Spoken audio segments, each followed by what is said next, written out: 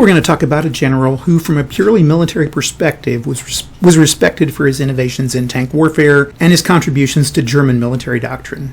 However, his association with the Nazi regime and his involvement in campaigns that led to significant civilian suffering and destruction are also a great part of his historical legacy. Hienz Guderian was born in Kulm, West Prussia, which is now Poland, on the 17th of June of 1888. He came from a long line of Prussian officers and grew up in a military environment, so it was natural that he would begin cadet training in 1903 at the age of 15. 4 years later, he graduated and entered the army as an officer and served as a commander of a communications station during World War I. Now, also during the war, he saw action at the Battle of Verdun, where he commanded an infantry regiment, and by the end of the war, he was serving as an operations officer in Italy. Now, while he remained bitter about the German surrender at Versailles, he survived the severe downsizing of that army and took on leadership tasks on the eastern borders with Poland. During this time, Guderian began to study the emerging field of armored warfare tactics and the use of the newly introduced tank. Now, after publishing a number of papers on tank warfare, he became recognized by his superiors and appointed as an instructor at the military academy at Stettin. Now, while some of his peers and subordinates found him charming and witty, others were put off by his sarcastic and rather arrogant nature. While he had studied tank warfare for nearly a decade, he didn't actually set foot in one until the summer of 1929, when he got the chance to drive a Swedish Stridsvagn. Throughout the 1930s, as Guderian's career advanced, he took on a major role in developing the concept of the German Panzer Division for carrying out the Blitzkrieg. Now, Guderian enjoyed taking sole credit for developing panzer divisions and the Blitzkrieg approach. He wasn't operating in a vacuum, and officers such as Oswald Lutz, Walter Nering, and Hermann Breith were also heavily involved in developing these revolutionary tactics. In 1936, under Lutz's urging, Guderian published a primer on tank warfare, Achtung Panzer. In this book, he addressed three crucial obstacles of tank warfare: fuel, spare parts and ammunition, and the utilization of roadways. During the annexation of Austria in 1938, Guderian took command of a panzer force for the first time. His performance during this action was underwhelming, as the tanks often broke down, ran out of fuel, and were unable to deploy with any sense of cohesion. Luckily, the actions didn't involve any actual combat, and Guderian came away from the experience with a greater understanding of wartime leadership. It was also at this time that he began to put more effort into currying favor with Hitler. Often he would have dinner with the Führer or attend the opera with him. Now, the reward for cultivating Hitler's favor was more responsibility of Germany's armored warfare units. And on the 1st of September of 1939, he commanded the Panzer Division of the 19th Army Corps in the invasion of Poland. Despite sometimes fierce resistance from the Poles, Guderian was able to move to Brest-Litovsk by the 16th of September. In this offensive, he'd advanced over 200 miles with the loss of only 8 of his 350 tanks. And for his actions, he was awarded the Knight's Cross of the Iron Cross. Guderian was then involved in implementing the Manstein Plan for the invasion of the Low Countries in France. He was given 7 mechanized divisions to charge through the Ardennes forest of Belgium. Guderian himself spearheaded the force that broke through the French lines at the Battle of Sedan, then raced his panzers westward to drive the British expeditionary force off the continent at Dunkirk. Now, with the successful invasion of France, Guderian and his fellow commanders were emboldened to support Hitler's plans for the invasion of Russia, despite their foe having more resources, manpower, and industrial capacity than the hapless France, which they had just run over, had. For Guderian, Operation Barbarossa began on the 22nd of June, 1941, when he led the 2nd Panzer Corps across the Bug River towards Dnieper. The 2nd and 3rd Panzers defeated the Russians at the Minsk Pocket and the Battle of Smolensk. Now, Guderian and his fellow commanders initially pushed for an immediate drive on Moscow before winter set in. However, on meeting with the Führer, he changed his mind and followed Hitler's plan for a drive to the south. This betrayal of his fellow officers, something Guderian would become known for, alienated many of his peers in the German leadership. By the middle of September, Guderian's panzers had taken Kiev and were advancing east, inflicting horrendous casualties on the Russians. However, these victories had come at a cost, as Guderian had lost nearly half of his tanks by the time he was ordered north to Moscow. The advance to the Soviet capital became more difficult as the Russians began to produce more T-34 tanks to combat Guderian's panzers. As the Germans advanced and Operation Barbarossa began to grind down, conflict between Guderian and Army Group Center Field Marshal Gunther von Kluge began to boil over. After Guderian refused to pass on an order from Hitler to Kluge, he was relieved of command on the Christmas Day of 1941. Now, Guderian was sidelined for about a year until March of 43, when he was made Inspector General of the Armored Troops. He was tasked with overseeing the manufacturing and training of the new generation of Panther and Tiger tanks. After the plot to assassinate Hitler in July of 1944, Guderian was placed in charge of the Kangaroo Court to try those accused of involvement in the failed plot. Now, in this capacity, he oversaw the arrest, trial, and execution of many of his fellow officers. By October of that year, he was transferred to the German High Command and placed in charge of the now decaying Eastern Front. By this time, of course, German command was beginning to deteriorate, with many senior officers under arrest, dead, or suspended from duty by the ever more erratic Hitler. In December of 1944, he came into conflict with the Fuhrer himself for frittering away German reserve units at the Battle of the Bulge. To make matters worse, on March 28th of 45, after the German troops failed to retake the Polish city of Kustrin from the Red Army, Guderian was placed on permanent leave, thus ending his military career. He surrendered to U.S. forces 2 months later, though he avoided being convicted of being a war criminal, as there was a general lack of evidence against him at this time. Though later information began to come to light that he had been involved in ordering the execution of Russian prisoners of war, reprisals against civilians after the Warsaw Uprising, and supporting the general Nazification of the army. Guderian was, of course, extremely cooperative with the U.S. Army during his 3-year post-war internment, and he provided intelligence on his actions during the war, as well as the actions of a number of fellow officers. Now, but his prime motivation for this was probably due to his desire to avoid being turned over to the Soviet officials who were eager to try and execute their old adversary. After being released, he settled in southern Bavaria, and he began writing his most famous book, Panzerleader. He died on May 14th of 1954 at the age of 65. Now, Guderian's legacy is a very complicated one. While he certainly revolutionized many of the tactics of armored warfare, he was also a pretty shameless self-promoter who often took credit for being the father of the Blitzkrieg from other military commanders. And while he was often successful in battle, he was never truly tested in a situation where he had to overcome a superior foe on the battlefield. Of course, his legacy was further tarnished by the animosity he stirred up amongst German leadership and his general sucking up to Hitler and other top Nazi officials. This week's game is Panzergruppe Guderian, The Battle of Smolensk. It was published by SPI Games in 1976, and its designer was Jim Dunnigan, and it was later released by Avalon Hill. Now, the map of the game represents the area around Smolensk where the battle between the Germans and the Soviets was fought, and each hex equals 10.5 kilometers. There are 12 turns in the game, with each turn being the equivalent of 2 days of real time. Now, the game uses 4 charts: the reinforcement chart, the turn record track, the terrain effects chart, and the combat results table, which we'll talk about when they come up in the rules. Now, Soviet units have both an attack and defense strength, and the attack strength is the relative strength of a unit when it's attacking, expressed in terms of strength points, while the defense strength is the relative strength of a unit while it's defending in strength points. Now, German units simply have a combat strength, which is the relative strength of that unit when it's both attacking and defending. Also, Soviet units have an untried strength, which is represented by a question mark, and the unit's true strength is unknown and revealed when the unit enters combat for the first time, which is a pretty cool concept. Also, there's a leadership value which rates the particular leaders, and that's expressed in leadership points. Now, the sequence of play is pretty standard. The Soviet player moves first, and they have a movement phase. And they first check for supply, then they move as outlined by the rules of movement and supply. They can conduct overruns, and they can bring in reinforcements according to the reinforcement schedule. And at the end of this phase, German air interdiction markers are removed.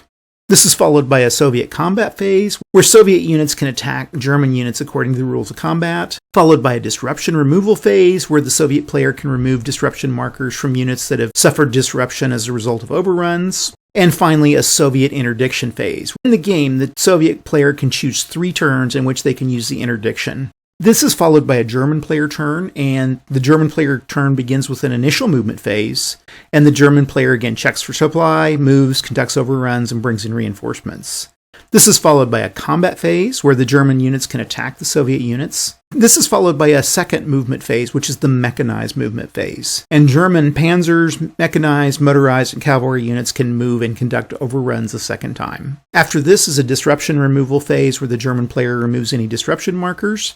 And finally, a German air interdiction phase. And in this phase, the German player places their air interdiction markers and removes any Soviet interdiction markers on the game map. So let's talk a little bit about setup.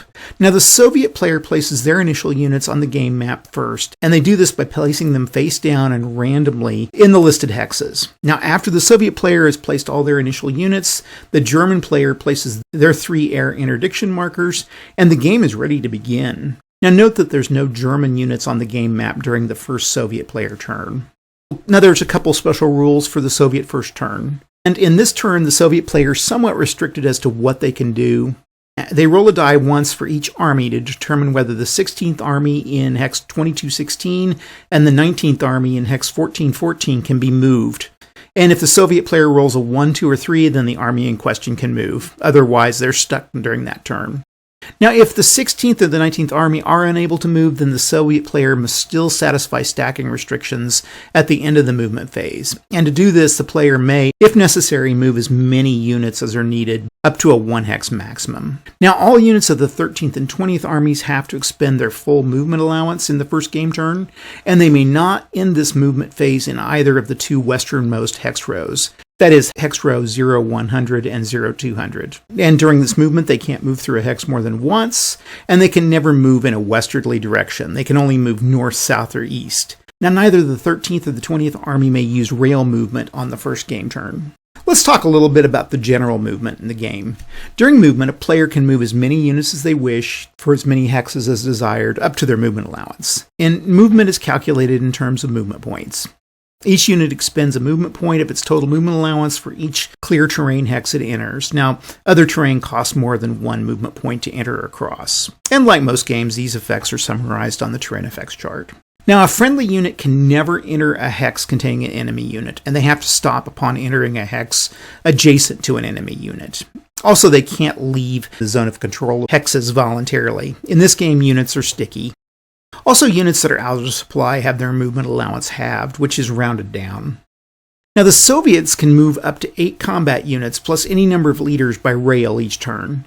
And for the purposes of rail movement, each tank or mechanized unit counts as 3 combat units. Now, to move by rail, a unit has to start and finish its movement on a railroad hex, and to start rail movement, the unit doesn't have to be in supply or in a leader's command radius. Rail movement must be entirely along the rail line, and it can't enter an enemy zone of control. Now, reinforcements can also use rail movement if they start on railroad hexes. However, these do count towards the 8 combat per turn rail movement limit. Now, the overall rail movement is 30 hexes, and terrain has no effect on the movement, though German air interdiction markers can increase the cost to move through rail hexes. Now, also during the movement phase, a phasing player can attempt to overrun any enemy unit. And to conduct an overrun, the moving player moves adjacent to a stack of enemy units, spends 3 movement points, and makes an attack against all of these units at half strength, and you round down in this case. Now, if they're successful, the attacking unit then moves into the now vacated hex, and this doesn't cost any movement points. The moving unit can then continue to move as long as it isn't in the zone of control of an enemy unit. And as long as they have enough movement points, a unit can make more than 1 overrun in a single movement phase. Now, if an overrun attack fails to dislodge an enemy unit from the hex, the overrunning unit cannot move any further that turn. And overrunning units can't move into a hex on a split or engaged result on the CRT. Further, they can't move any further if they take results in the loss or retreat for that moving unit. Now, all units conducting an overrun against an individual target hex have to start the movement phase in the same hex, and individual overruns can be conducted against more than 1 unit if all those units are in the same hex. Now, as I said before, a unit conducting an overrun attacks at half strength, and this halving is done after all other adjustments to the combat strength have been made, and all fractions remaining after this final adjustment are dropped. Thus, a German Panzer division, which would be worth 8 combat points at face value, that's out of supply and conducting an overrun, would overrun with a strength of 4. In other words, its total strength would be doubled for the divisional integration, halved for being out of supply, and then halved again for the overrun. Now, note that Soviet units that begin a friendly movement phase beyond the radius of a leader cannot conduct overruns. Also, units conducting overruns cannot conduct advance after combat. They can move into vacated target hexes, but they can't move further without expending movement points. Basically, remember that overrun is movement, not combat. And enemy units that defend successfully against an overrun attack do not move into a vacated hex or advance after combat. They remain in their hex. Now, units that are defending against an overrun and suffer any loss or retreat, not including an engaged, are considered to be disrupted, and this is indicated by placing a disrupted marker on top of that unit. Now, disrupted units cannot move or attack, but they do exert a normal zone of control and defend normally, and they return to normal in the applicable friendly disruption removal phase. Now, if a Soviet leader is disrupted, he cannot function as a leader, though he does continue to function as a normal, if disrupted, combat unit. And disrupted Soviet leaders cannot coordinate supply and or combat for regular Soviet combat units, nor can they aid Soviet attacks. Stacking's pretty simple. Both players can never have more than 3 combat units and 1 leader counter in any one hex at the end of their movement phase, or during combat phases. However, units may pass freely through other stacks of friendly units during movement, except during retreats. Now, if German panzer, mech, or motorized units in a hex comprise all the units of a division, then the total strength of the units in that hex is doubled for both attack and defense. This is basically due to divisional integrity. Now, each panzer division has 1 panzer and 2 panzer grenadier regiments, and each motorized infantry division has 2 regiments, with the exception of the Das Reich motorized infantry division, which has 3 regiments. Now, German infantry and cavalry divisions don't qualify for this combat bonus, and if any regiment in a division is eliminated, then the integrity combat bonus can no longer be used. The 6 hexes surrounding a unit constitute its zone of control. These extend across rivers, however, they don't extend across the all-lake hex sides. Now, all units have to cease movement when they enter an enemy zone of control, and they can't ever leave that hex voluntarily, only being able to leave as a result of combat. Friendly units, but not friendly zones of control, negate the presence of enemy zones of control for the purpose of tracing supply lines and the leadership radius. They also negate the effect of an enemy zone of control for the purposes of retreat. Now, they don't negate enemy zone of control for the purpose of movement. Now, combat occurs between adjacent opposing units at the phasing player's discretion, and adjacent units don't have to attack in this game. Basically, you total the attack strength of all the attacking units, and you compare it to the total defense strength of all the defending units in the hex that's under attack. Now, you state this comparison as a probability ratio, the attacker's strength to the defender's strength. You round the ratio off in favor of the defender, and you roll a die. You then read the result on the appropriate line on the CRT, and you apply the result immediately before resolving any other attacks. Now, units may attack any and all enemy units that are adjacent to them. However, as I said before, they're never compelled to attack, and not every unit adjacent to an enemy unit needs to participate in an attack. A friendly unit in a stack that's not participating in a given attack is never affected by the results of that attack. Now, an enemy-occupied hex can be attacked by as many units as can be brought to bear in the 6 adjacent hexes. However, remember that no unit may attack more than once per combat phase, and no enemy unit may be attacked more than once per combat phase. Also, it's worth noting again that Overrun is not considered combat. Now, all units in a given hex have to be attacked as a single defense strength, and different units in a hex can't be attacked separately, and the defender cannot withhold a unit in a hex that's under attack. Now, when one unit in a stack is attacking a given hex, the other units in the stack can attack a different hex or not attack at all. And if a unit is adjacent to more than one enemy-occupied hex, it can attack one, some, or all of them in a single combat.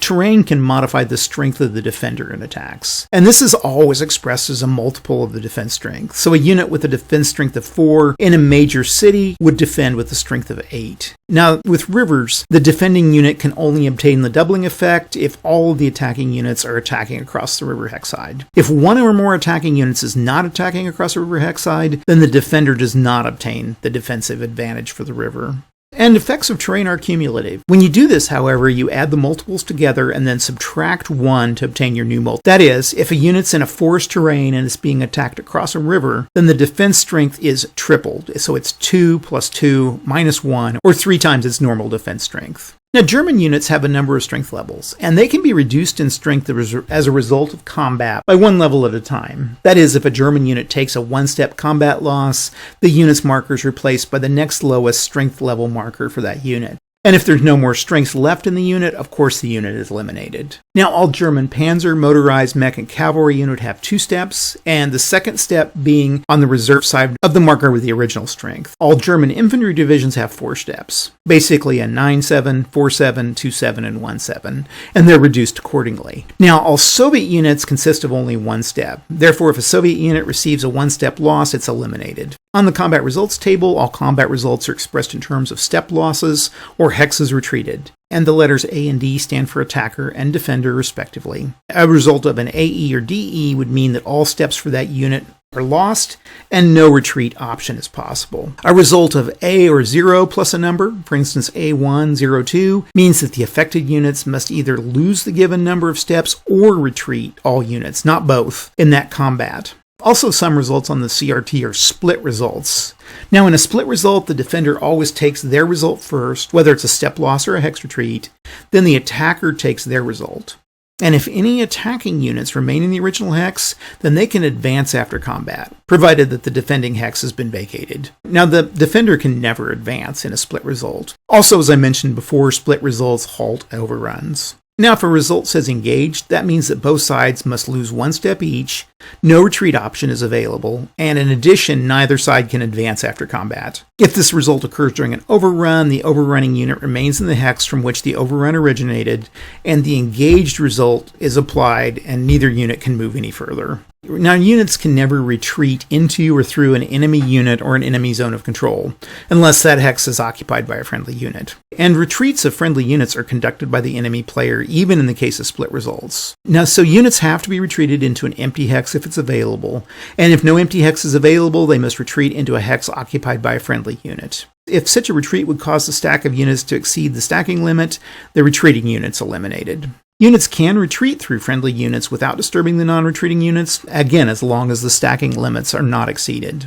If a unit is forced to retreat into a hex with other friendly units, and that hex then undergoes an attack, which could be either a regular or an overrun, the unit that originally retreated doesn't add its strength to the units in the hex. However, if that new hex suffers any combat result, like a loss or retreat, then that previously retreated unit is automatically eliminated, regardless of whether the player decides to retreat or not. Now, as I kind of hinted at, whenever an enemy unit leaves a hex vacant as a result of combat, then any friendly victorious unit which participated in that combat are allowed to advance along the enemy path of retreat. These units could be either the original attacker or the defender in the combat. And these units can follow the retreating unit along its path of retreat for as far as they like, and during this time they can ignore enemy zones of control. Now, if the enemy unit was eliminated, then the victorious unit can advance into the vacated hex and then go one further single hex. Now, the option to advance has to be exercised immediately after the combat result, and the advancing unit may not attack or be attacked during the remainder of the combat phase. Let's talk a little bit about Soviet leaders. Soviet leaders have a dual existence. They're treated as regular combat units, although they have no attack capabilities, and they coordinate and aid Soviet supply and combat. Now, the leadership rating of each individual leader represents three different capabilities. First, the radius in the number of hexes within which Soviet combat units must be considered in supply for both movement and combat, and within which a Soviet unit has to be to initiate an attack. Secondly, the maximum number of combat points that the leader can possibly add to units with which it's directly stacked. And finally, the defensive combat strength of that leader. Now, leaders do have a movement allowance of 10, and while they move like motorized units on the roads, they move like infantry in the forests. Also, Soviet leaders can move on railroads, and they don't count against that 8-unit limit. They can also move on railroads by themselves, and they don't need to be stacked with regular combat units at any time. They do exert a zoning control, and basically they're treated in all ways like normal combat units, except that they have no attack strength, only a defensive strength. They also only enter into enemy zones of control if they're accompanied by at least one regular combat unit that has an attack capability. And if a leader advances into an enemy zone with an untried unit and that unit's revealed not to have an attack strength, then that leader has to immediately retreat to the hex from which it entered that enemy zone of control.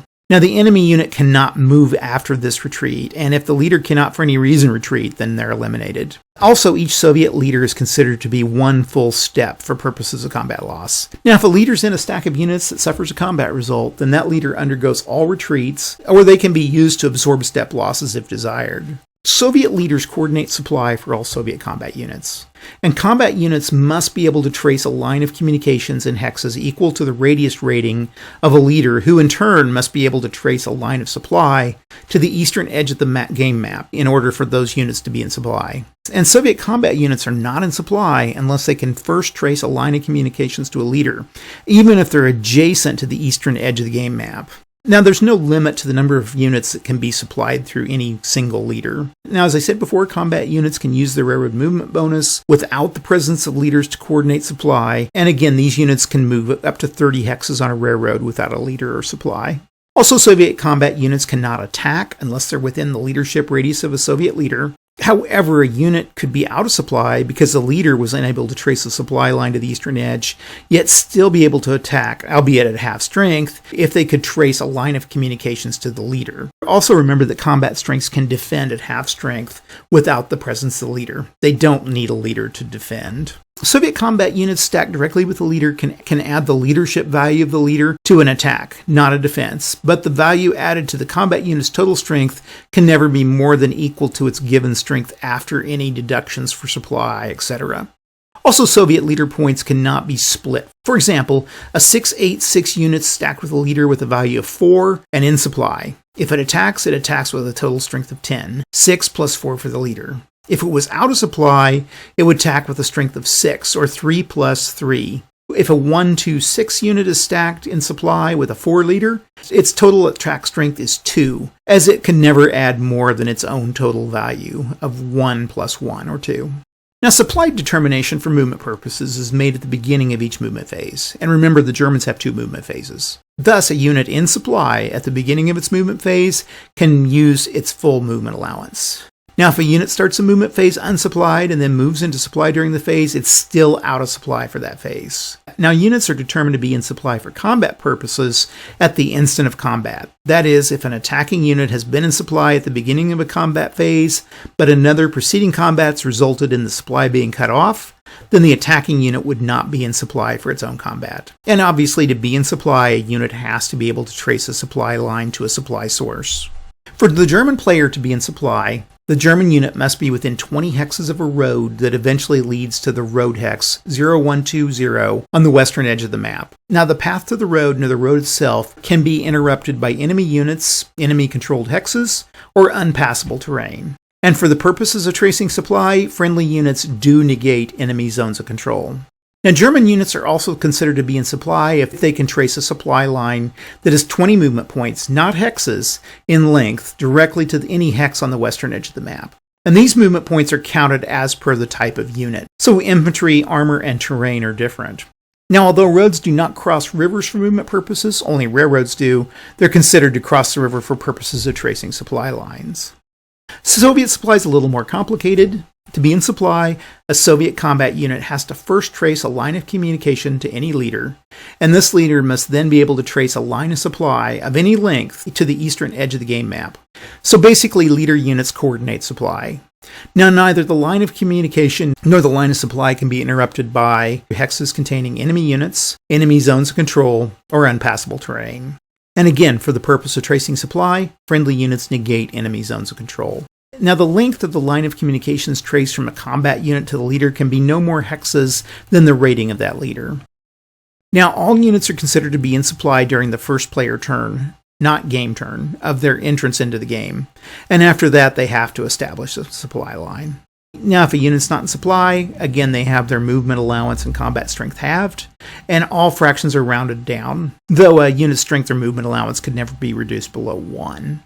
Now, all Soviet combat units, whether they start the game on the game map or they enter as reinforcements, are placed on the map in an untried state, and units remain in this untried state until they're involved in combat. At this point, they're turned over to reveal their true combat preparedness. However, once they've been committed to combat, they can't be withdrawn or reallocated, even if the odds are very unfavorable. Now, the no-strength units are removed from the game at the instant of revelation, as they can neither attack nor defend. However, as long as they remain in an untried state, they have a zone of control and can block supply and retreat lines, etc. Now, there are 2 Soviet rifle divisions with a combat strength of 016, and these units are not removed upon revelation. However, they can never attack, they can only defend. And if committed to an attack prior to a revelation, they have to retreat in a fashion similar to a leader unit. Now, the German player has 3 air interdiction markers, and these can be placed on the map during the German air interdiction phase. Before the game begins, and after the Soviet players place their untried units on the game map, the German player places their air interdiction markers for the first Soviet player turn, and they can be placed no further east than the 4,000 hex row, inclusive, unless the German player controls both hexes of Smolensk. Now, one turn after the German player has taken Smolensk, and if a line of communications of any length connects it to the western map edge, then the player can place the air interdiction markers anywhere on the game map. However, if Smolensk is recaptured by the Soviets, the German player reverts to their original restrictions. Now, if an air interdiction marker is placed on a railroad hex, it costs each unit 4 of the railroad bonus movement points to move through that hex. Otherwise, it adds 1 movement point to the cost of other terrain in that hex. And no more than 1 air interdiction marker can be placed in any one single hex. Also, all markers are removed at the end of the Soviet movement phase. Finally, remember that German interdiction markers can be placed in Soviet-occupied hexes. Now, the Soviet air interdiction is only available on any 3 game turns during the entire game, excluding the last turn. And thus, the Soviet player has a sporadic ability to interfere with German movement and supply. Basically, this minimal ability rises from small partisan groups and the small remnants of the Soviet Air Force. Now, to indicate air interdiction, the Soviet player places the marker anywhere on the game board. However, the Soviets cannot place the marker in a hex occupied by a German unit. Again, the marker has the same effects as the German air interdiction marker, and it hinders movement. In addition, the German player cannot trace supply through a hex occupied by a Soviet interdiction marker. And the Soviet interdiction marker is removed at the end of the German player turn. Now, during the game, both sides receive reinforcements according to the reinforcement schedule. In addition, the Soviet player receives provisional reinforcements each turn, as well as optional Southwestern Front reinforcements. Now, all reinforcements enter the game in a supplied state, and all Soviet reinforcements entered in an untried state. Now, during the game, the Soviet counters have an absolute limit, and the Soviet player can never bring in more counters than are available, though previously destroyed units can be brought back into play in an untried state. There's also Soviet provisional reinforcements, and on each turn, starting with game turn 1, the Soviet player throws a dice. The number thrown corresponds to one of the 6 Soviet provisional reinforcement entrance hexes or areas on the game map. Now, the Soviet player must place 1 rifle division untried in that turn, arriving in the area corresponding to the number rolled, and this is in addition to normal reinforcements. Now, if the area is completely occupied by German units or in a German zone of control, then the Soviet reinforcements enter the game map at the nearest free hex. Now, beginning on game turn 2, the Soviet player has the option to bring on as many as 5 rifle divisions per game turn, up to a maximum of 10 divisions for the entire game. And those come on as the Southwestern Front reinforcements. Now, these reinforcements enter the game map through any railroad hex on the southern edge of the map, east of and including entrance hex Z. And for each of the 5 divisions, the German player receives 1 victory point. For each of the next 5 divisions, the German player receives 2 victory points, and thus if a Soviet player brought in all 10 divisions, the German player would receive a total of 15 victory points. As I mentioned before, both sides received scheduled reinforcements that brought onto the game map in the hex or area specified. Now, the earliest turn that these specific reinforcements can come on is listed, though players are free to delay reinforcements for a number of turns. Victory in this game is awarded for attaining a variety of objectives as detailed on the victory point schedule. Now, the German player receives victory points for occupying Soviet cities and certain hexes at the end of the game. Now, German occupation means that the player has to have had a combat unit either in that hex or have been the last unit to pass through that hex at the end of the game.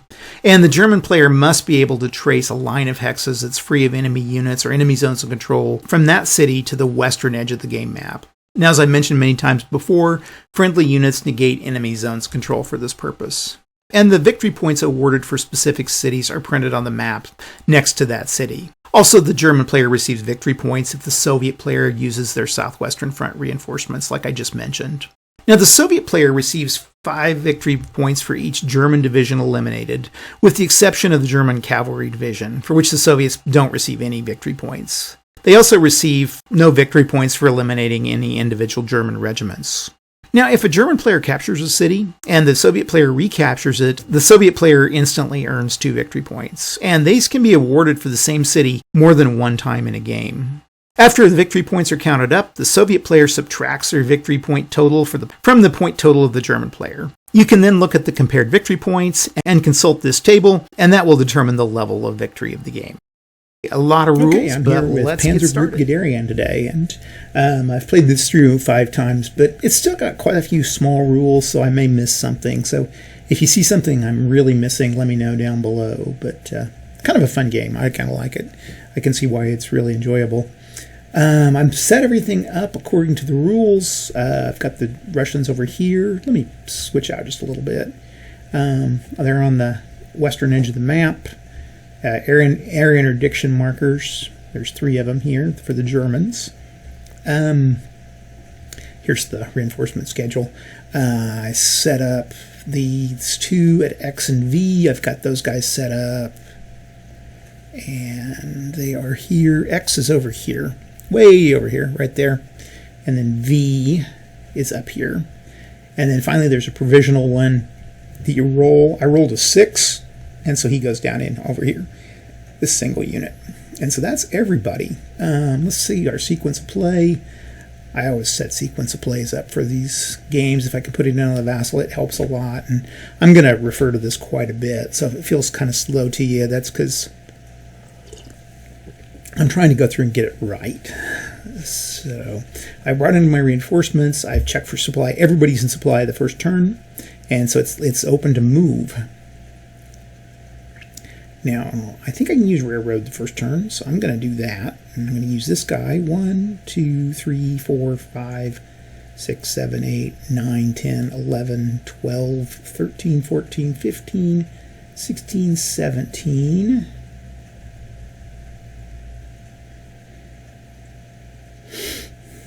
18, 19. I think I can move there.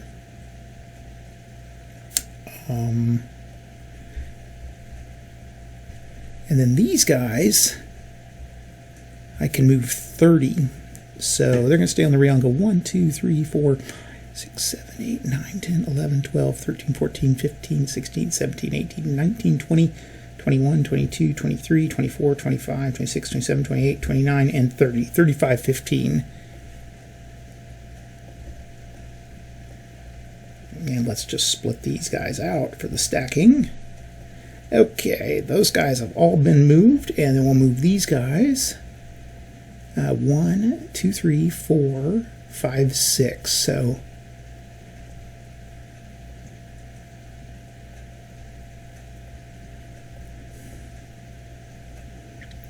okay, and then let's do that move. Okay, and that's now these 2, the Smolensk unit and this unit, I have to determine if they can move. They can basically, if I stay put, it's 50-50. So 1, 2, or 3 they move. 4, 5, or 6 they stay put. So we get a 3, so he gets to move. This road here between Smolensk and, well, whatever this is, Orsha, I guess the Orsha Road, Smolensk Road, is important to keep controlled. So we're going to move our guys here and here. And then over here we roll a 4, so they have to stay put. Now, they do have to move at least 1 hex, or they can move up to 1 hex. So we're going to do that, and this actually works out well for us because we're going to use these 6 units to guard Smolensk. Okay, now this is a rule that I'm not sure I really like. It's basically to get you out of these 2 hex rows here.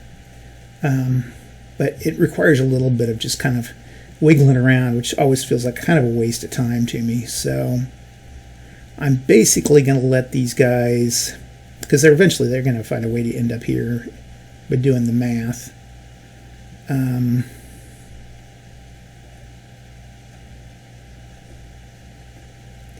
Going to put him here. 2, 3, 4, 5. Wait. 2, 3, 4, 5, 6. And then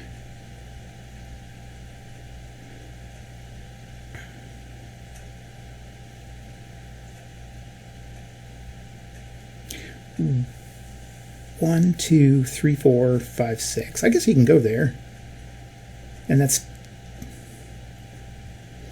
4 though. No, it's 2. It's 2. Okay.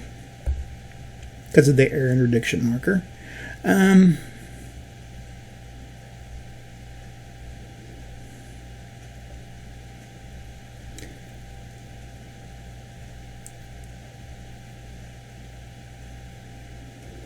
These guys are going to move here.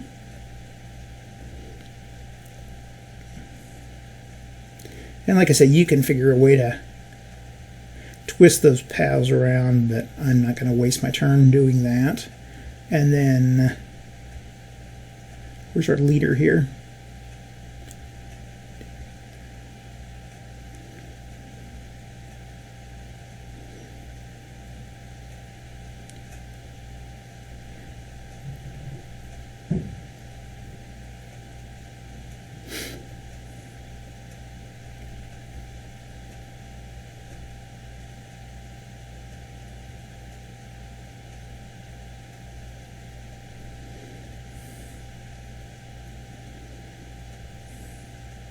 One, two, three, 4, 5. 1, 2, 3.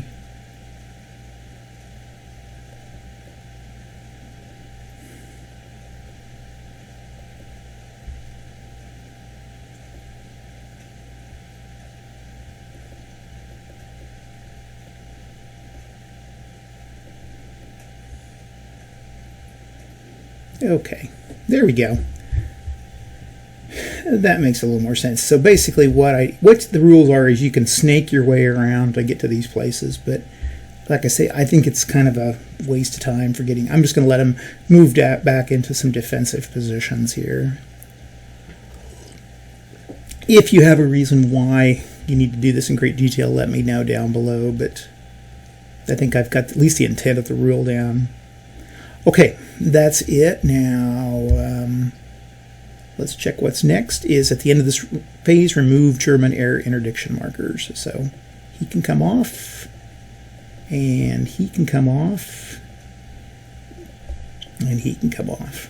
I think I like in Leningrad, I like the air interdiction markers a little better. I think they're a little more straightforward than this, but Leningrad plays a lot like this. It's just a little bit simpler version. Okay, combat, there's no combat, no disruption removal, and I'm not going to play any Soviet interdiction. So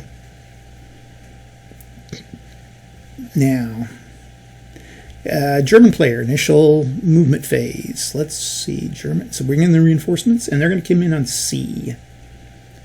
So to keep our... And it really helps to keep your divisions together in this game.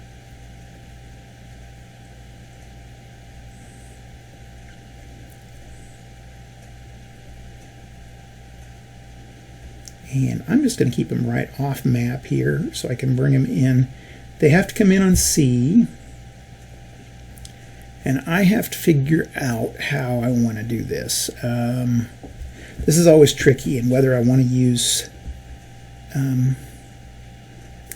those overruns or not. Overruns can be helpful, but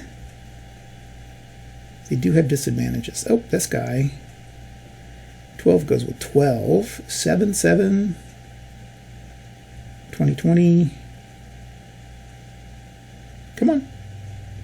Show me what you got. 14, 14. I think this guy only has 2, so... did I get everybody? Oh, no, there's the 7th. Okay, I wondered why was going on with that. I know there's a couple that are a little off. So I need to figure out what I want to do with these guys. And I think what I'm going to do, because overruns are really problematic in this game. It's like, when do you use them? They work good when you're mopping up, but I think we're going to try to move down, and then we'll try to hit this way, because later in the game I'm going to have more reinforcements coming up this way. So right now let's try to get this left Soviet wing taken care of. So 1, 2, 3, 4, 5, 6. Okay. And I'm going to just go right on in here and try to get him.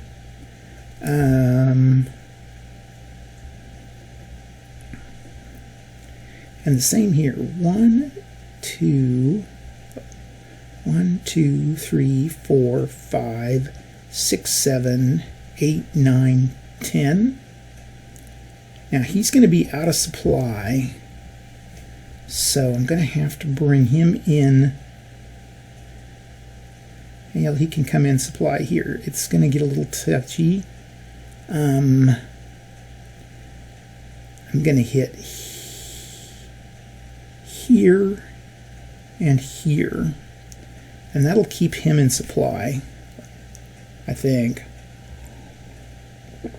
Okay, and I'm not going to overrun with any of these guys. I think I'm going to go ahead and just do straight up combat. So I've moved. I've got through the overruns, and so we're up for combat. Okay.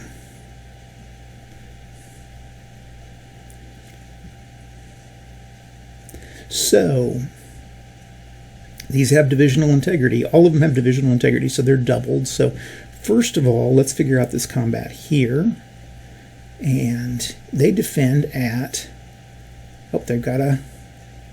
This guy is worthless, so we'll just send him to the dead pool. Now, 8, 9, 10, 11, 12, 13, 14. So that's 28 to 12. So 2 to 1 odds. Actually, this guy's halved. So it's 28 to 6. Oh, no, it's not halved because... yes, it is. These guys are... if you try to... Let's see. Hold on. Oh, no. Nope, nope, nope. You cannot... Yeah, there's no... Everybody's in a zone of control here. So I was going to say you could go through this guy, but then he's stuck. He's the leader. And he is stuck. There's no way he's got a... He can not get through a zone of control. So this guy is out of supply. So 6. 28 to 6. So 4 to 1 odds. And check our CRT. We roll, and we get 4 to 1 with a 3. And it's a D2 A1 now. So this guy is step lost, and... Oh, it's a Defender 2. Okay, was that D2? Yeah, D2. Okay, so both of these guys are gone. Step loss, and Attacker 1. We'll move him here. Okay. Now down here,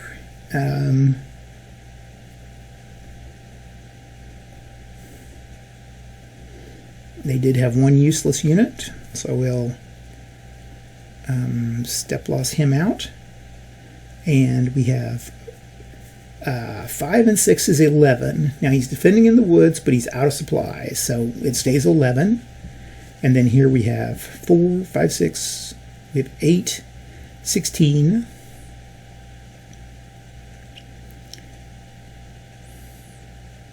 Wait, 8, 16, 22. So that's 44 to 11. 4 to 1 odds.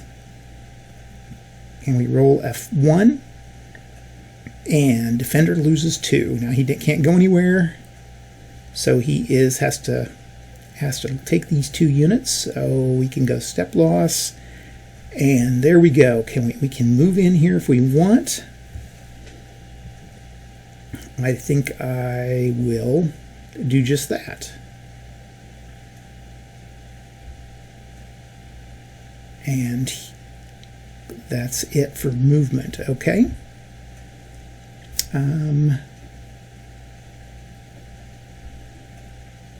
Move, conduct overruns. We've done combat. Okay, now there's a mechanized movement phase. And I can do overruns at that time. You could try here. These guys are going to be kind of tough.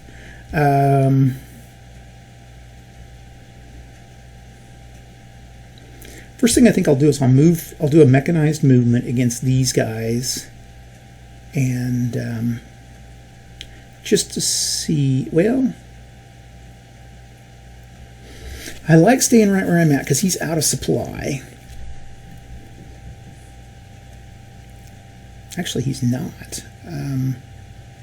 Because he could go through here. Nope, here. Nope, here. No. Okay.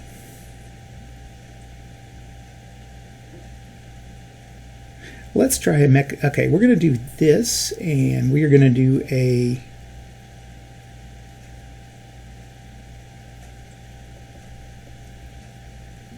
reveal and reveal. Okay, we're going to do an overrun here. So I've got 4, 5, 6, 7, 8, and that goes to 4.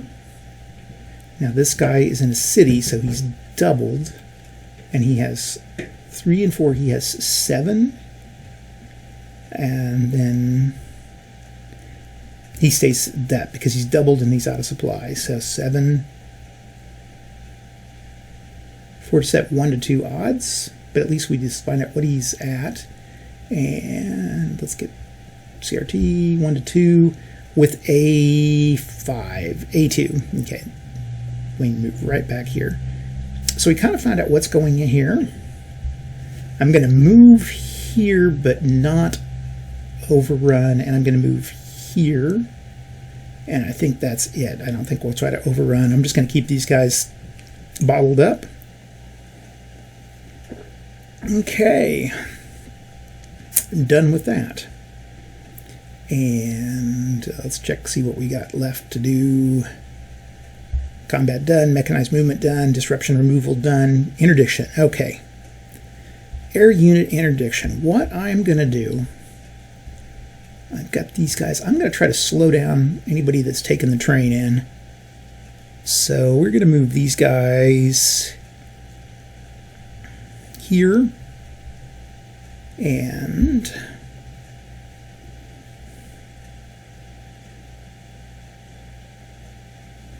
there's my line. We'll move it right there. Actually, I'll just move it right there. Okay. Remove this, and that, I think, ends turn 1. So we've been able to chew up this wing here at Vitebsk, and we can move to turn 2. So turn 2, we're bringing in at W. I'm bringing in 3 rifles. 1, 2, 3, and a artillery. And those are coming in at W. I've got to find W here. Z, X, there's W up there. Okay, so they're coming in at W. And coming in at X is 4 rifle divisions. Now they don't have a leader with them. 4, and then we have our 1 discretionary. He's coming in at 1.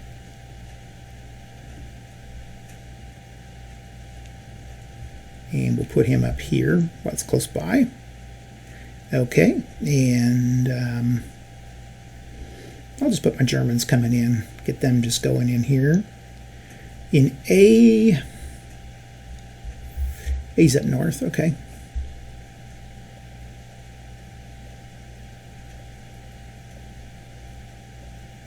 And in B, where's B is down. Oh, B's a big area. Okay, B goes into here. I'm going to come in right on the edge there with B.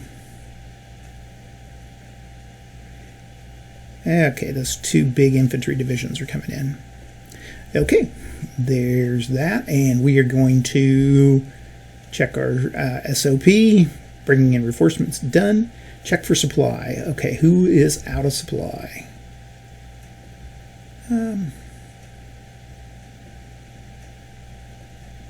Get some sort of out of supply markers. 1, 2.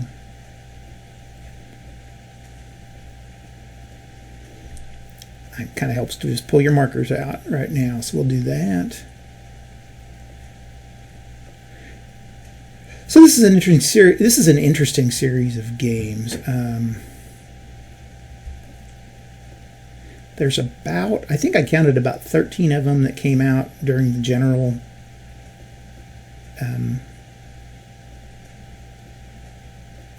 SPI years. There's one quad, and then there's Cobra, Patton's, whatever, and then the Sicily one. Those all came out. Those three, and there's this one, Leningrad, and Kharkov.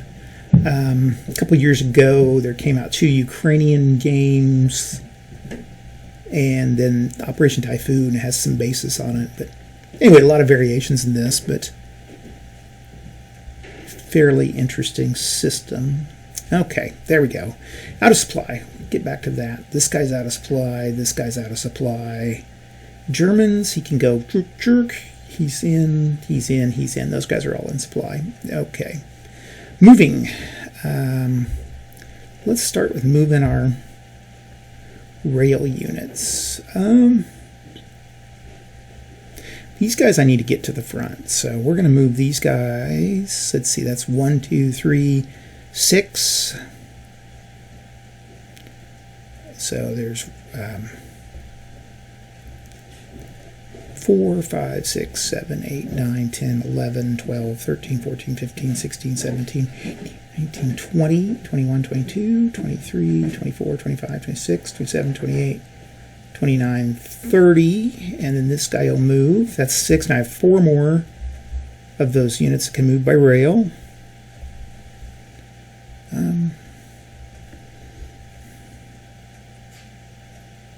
And these guys, I think, will be, it's their first turn. And this was the 30 point, so 30, 29, 28, 27, 26. They can move there because of that area interdiction marker. And then these guys are going to move their 6. Again, I don't think that they ever told about roads crossing rivers. I don't think. I'm going to assume that roads can cross rivers.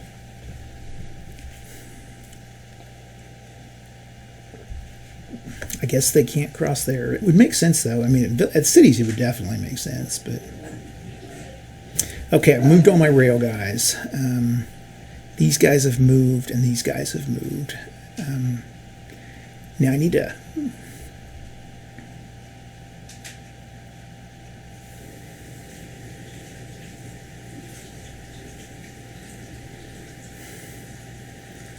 And he's got 1, 2. Let's check his radius. Yeah, okay, he's got all those guys. Kamiev's pretty handy to have, so we're going to keep him safe, but we're going to go here.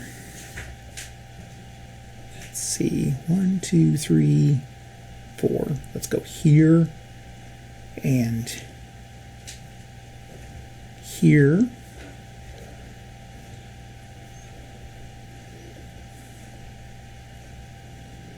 Here. I'm going to stay put here. Defensive. We're going to keep that defensive. Defensive, defensive, defensive. I still want to keep a defense here, but I can try to bring this guy out.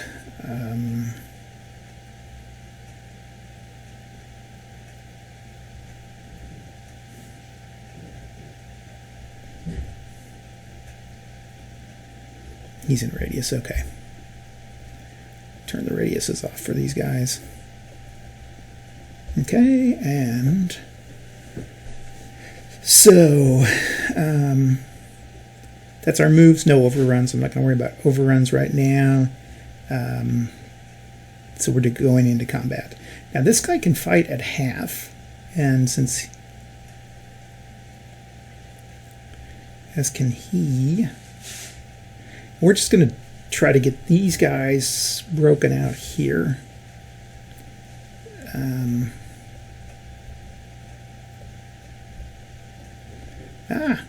Don't have any. He's not worth nothing.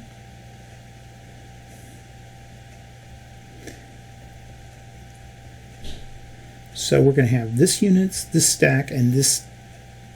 These 2 stacks will fight here, and then these 2 stacks will fight here. Okay, so 4 and 6 and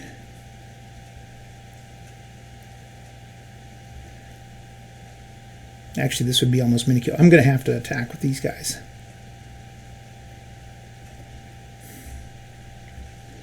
Okay, 4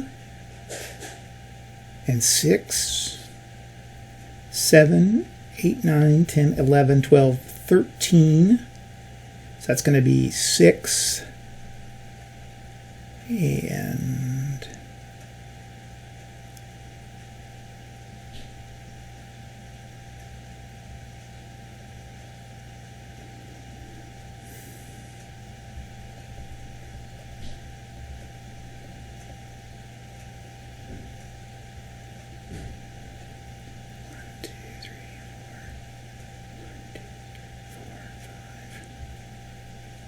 Actually, is he out of supply?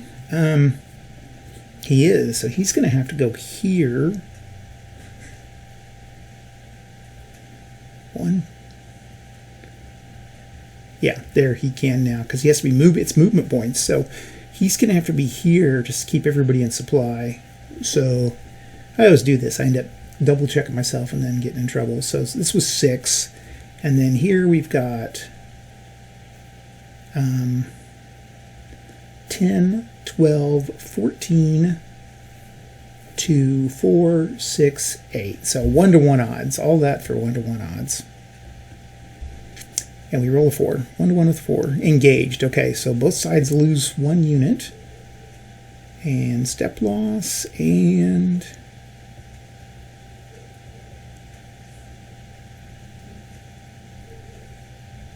we'll just take his step loss. Okay. Here we've got these guys.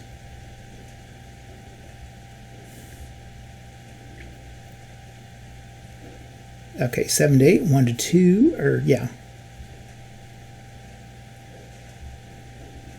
And 1. 1 to 2 with a 1, D1, A1. So he takes a loss. And he moves back. Actually, with those guys, I should have moved them back. They could have moved back and they would have taken the loss, but that's okay. I've already played it, so. Okay, I think that's it for combat. There's nobody else in, so now it is the... I can remove the interdiction markers. Move. Sometimes you don't really have to remove them. And remove, and did I have a third one? I thought. I guess I didn't play them.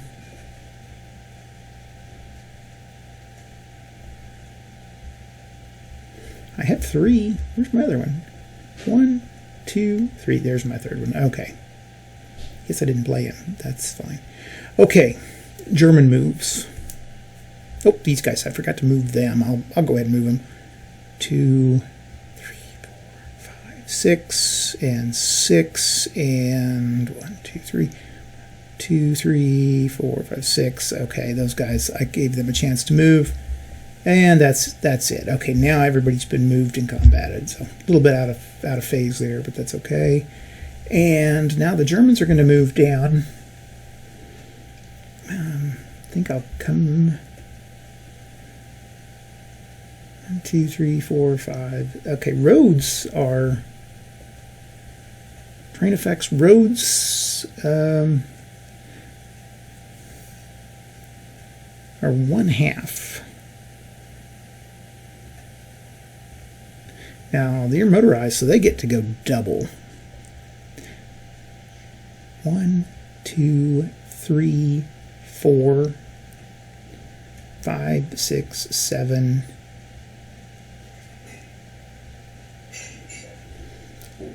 We're just going to move here,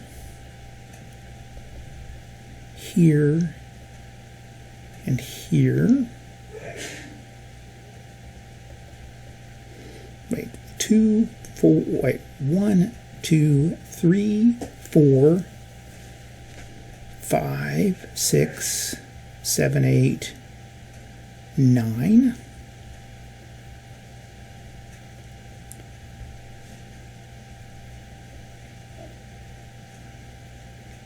3, 4, 5, 6, 7, 8, 9. Okay, those those guys will move, and then we've got a whole stack of... Oh, we got to put our out of supply.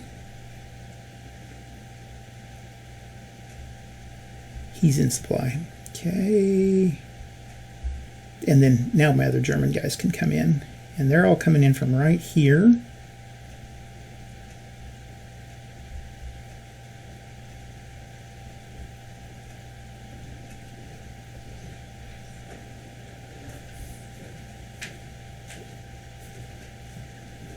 And they'll just pop right in here.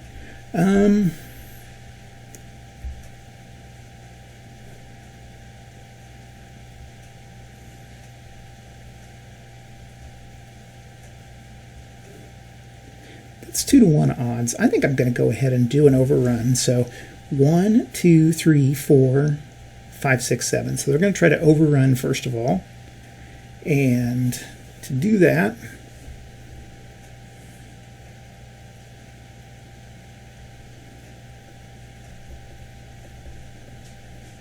we have 18, and so that's going to be 9. And then here we have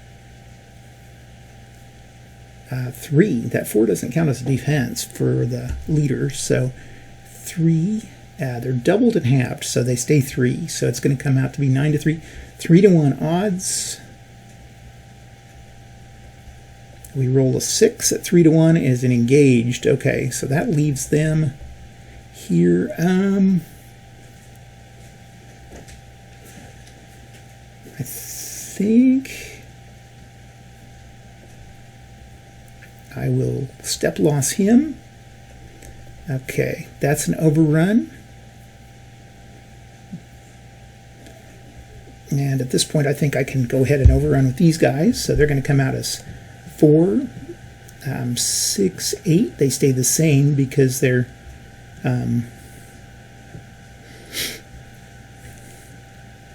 overrunning, so they're halved and doubled. That's kind of what you have to remember. So they stay at 8, and then here they're going to stay at 4 because they're out of supply, but they're also in a town. So 8-4, 2-to-1 odds. Yep. And we get a 4. 2-to-1 at 4 is a D1, A1. So defender goes back 1, and attacker he can't go anywhere, so he is sent to the graveyard. Okay. We can put our supply marker there. Do I want to overrun? Overrun? No, I don't think I'll overrun anywhere else. Okay, so that was German overruns. Now we're going to do German attacks. He's in supply. So we'll attack here. And we're going to attack here. So he has a defense of 5, 10, 16. Attackers have a 3. Actually, there's divisional integrity for these two, so we'll do these together. So 4, 6, 8, 16, and 12, 28, 29, 30, 31. The 16, didn't quite make it. So 1-to-1, barely, if they would have had one more point. 1-to-1 with a 4 is an engage. Okay. Well, it's going to hurt these guys more. So, these guys can, nope. They can't. They can't retreat through there. They only can have 1, so they're going to have to take a loss. So step loss here, and then these guys can go back 1. Okay, that's that up there. Down here, he is now in supply. So we are going to hit, we'll hit here and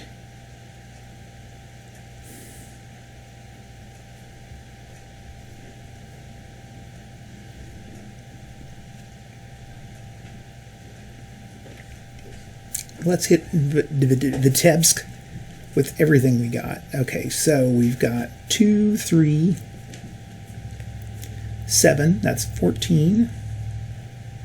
And 14 and 12 is 26.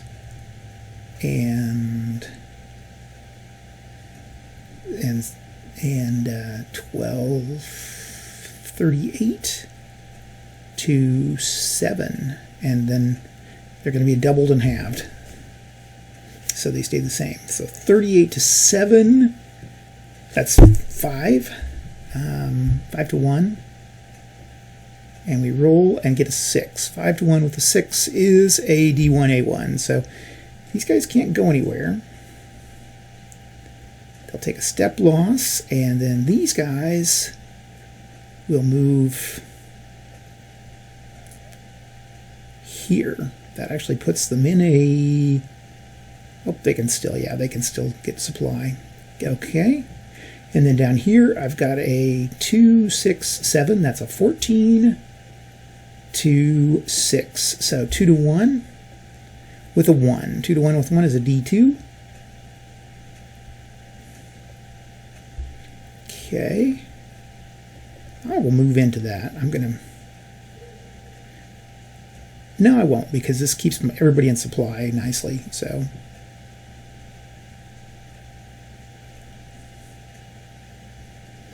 Okay, that's the end of the attacks. Now we can conduct any overruns that we want, or mechanized movement. 2, 3, 4, 5, 6, 7, 8, 9, 10. Yeah, we'll move around there.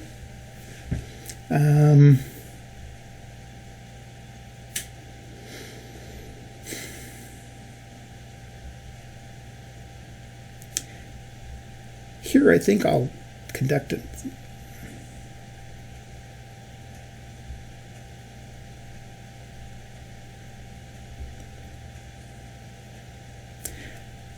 I think I will try to conduct an overrun here. This is going to be a 6 to 4. I roll a 1. 1 to 1, 1 D1. Okay.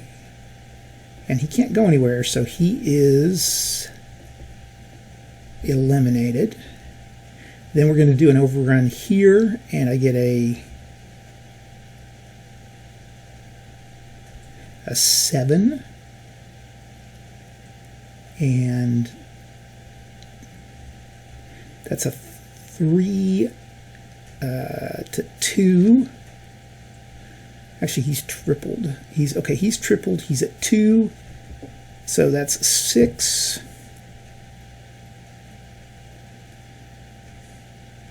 I think I'll stay put. I think I'll just stay put. Okay. Yeah, the math gets a little wonky with those. Okay, other motorized. I'll stay here, and I'm going to go here. Well, that puts me in jeopardy. We'll go here, and that'll stick him. And 2, 3, 4, 5, 6, 7, 8, 9. 2, 3, 4, 5, 6, 9. Yeah, I'll go there. Okay, and that would end turn 2. So that's the end of turn 2. Okay, I forgot to move my interdiction markers. So where am I going to put them? I think I'm going to continue to try to keep them down here and slow things down.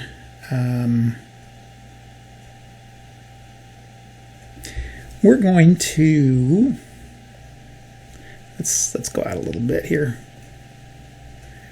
Let's move 1 here. Again, I want to slow getting guys to put guy there. And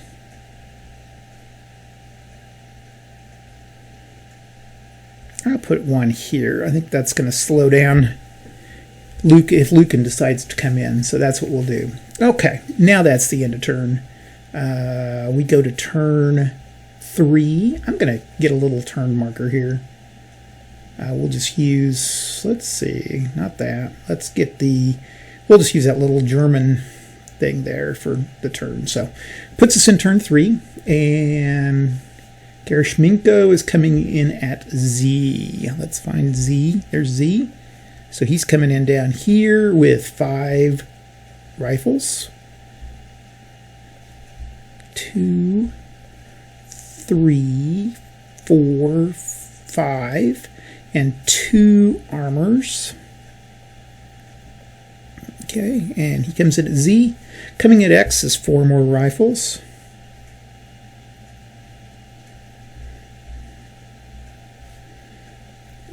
One, 2, 3, and 4. Germans have a D coming in at D. We'll just put these guys on the D here. Oh, this is a pretty major. Coming out on E.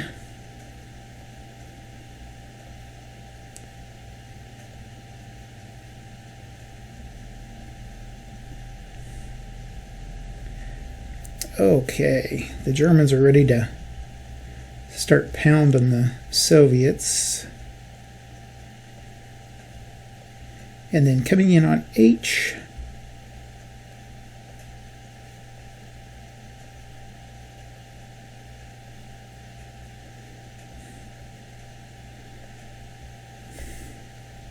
Okay, I think that's everybody. Oh, we've got one, I always forget this guy. Coming in on 1. Oops, I don't want him.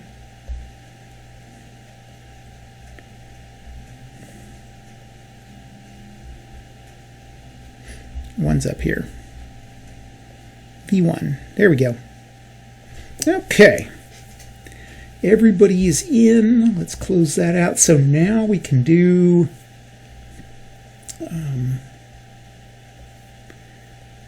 check for supply.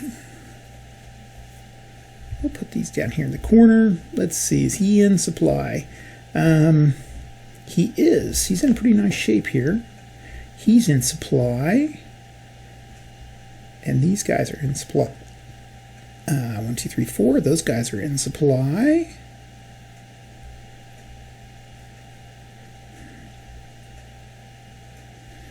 And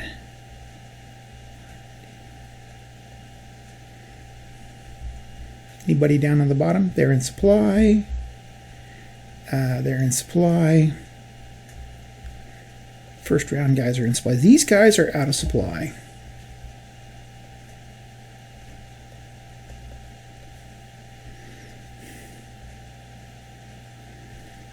Unless I move them by rail, which is probably the thing to do there.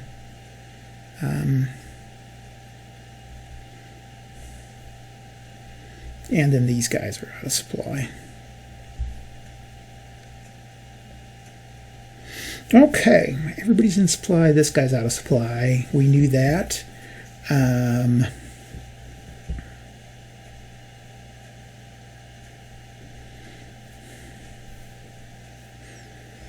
So now we need to make our moves. He can't really move out of there.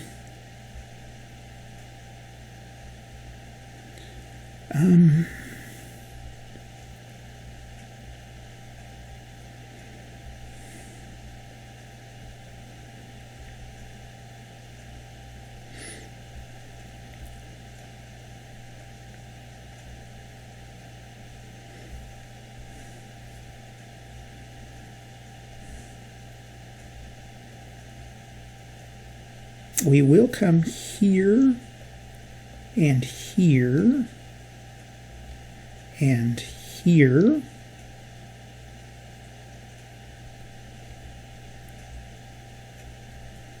Okay, these guys can't do much. 2, 3. 1, 2, 3, 4, 5, 6. 1,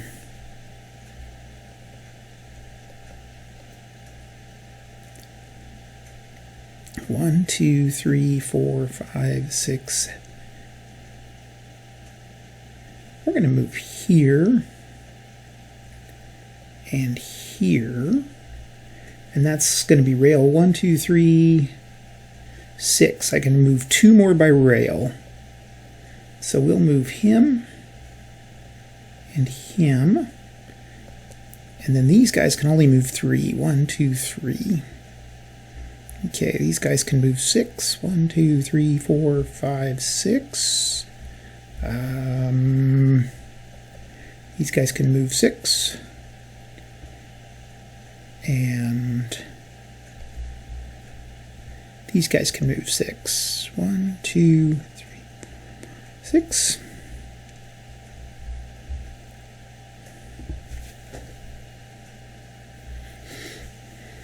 Okay, here we've got 6 to 7, 1 to 2 odds. I think I'll go ahead and attack here with 1 to 2. I can at least try to move me out of position. Come back here. And I get a 3. 1 to 2 with a 3 is an A. Attacker goes 1, so he can move back. It's the only hex he can go into. Okay. Here we're going to use everything we got against this guy. Reveal.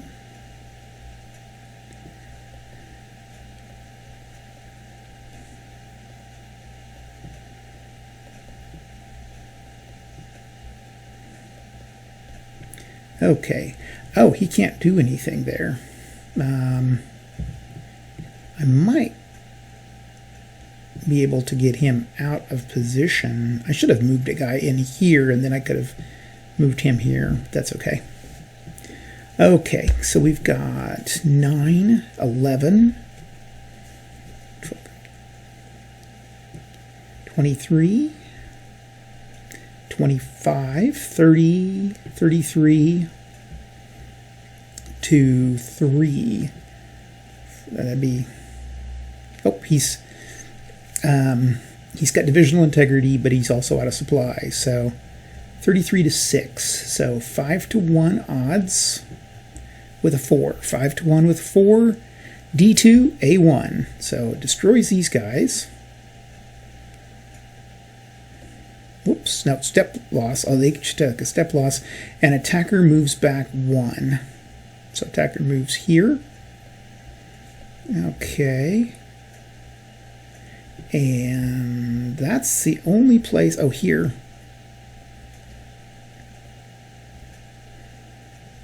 I'll keep these guys. Here we can attack at 14 to 6. He's out of supply. So 7 to 6. 1 to 1 with a 1. Defender loses 1.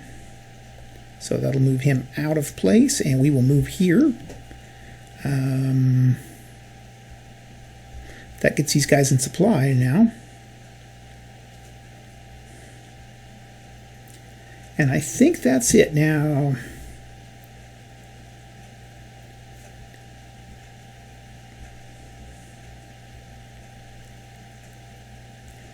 I'm going to go ahead and do an overrun. I think I can do an overrun.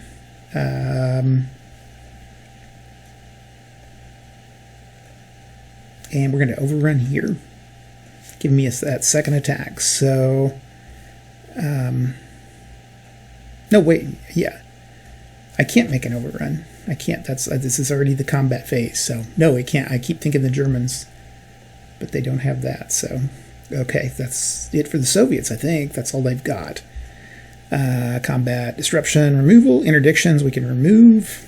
Don't really have to because I'm not playing those real well. Okay, remove and remove.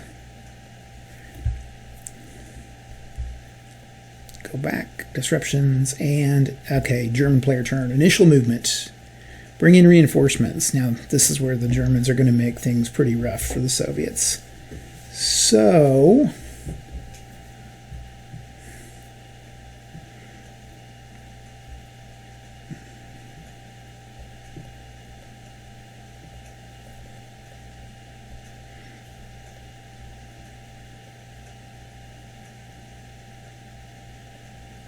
get all these divisions put together.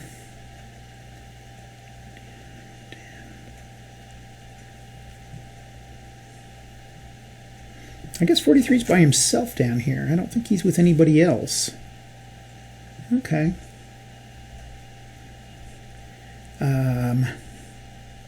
We'll start with this guy. 1, 2, 3.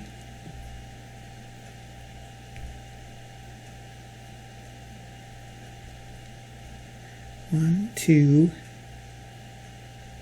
3, 4, 5, 6. Okay, 7, 8, 9, 10. Do I want to try? I think I'll go ahead and try to overrun here. And I have a 10.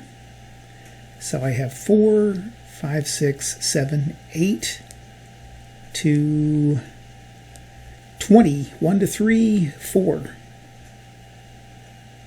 A2. 1, 2. Okay. Nope, don't want to do that. It's not going to help me out any. Okay.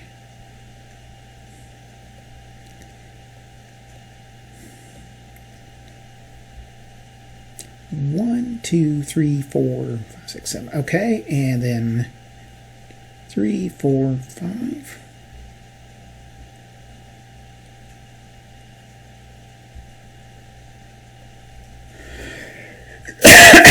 There are those guys. Okay, over here.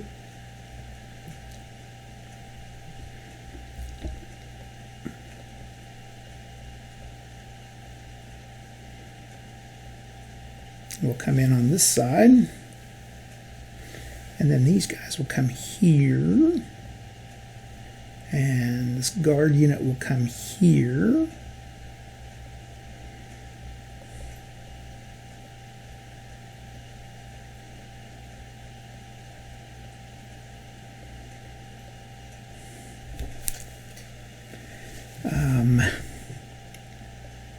Here and here and E. I think these guys came in on E, didn't they? Yeah, they did. Okay. I could come in a little further north. We'll just come right here. And then here and here.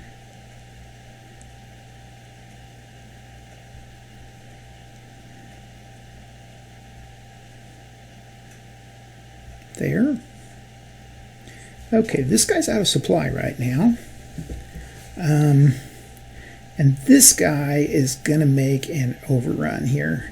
No, this guy is. No, he will here. Okay. So he's going to go with 6. He's doubled. Or no, that he stays at 6. So 3 to 1, or 3 to... Actually, 3 to...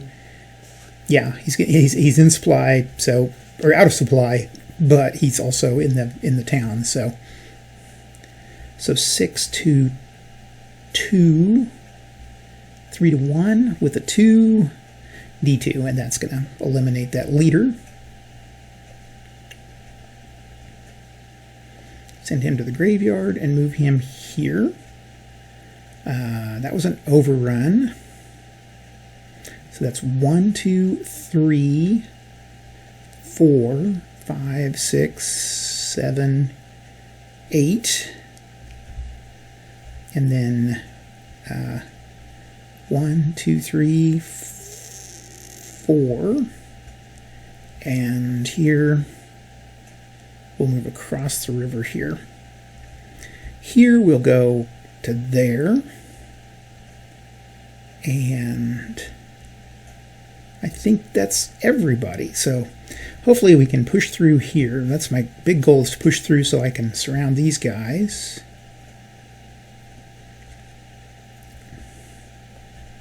And so that's our first movement. Okay, then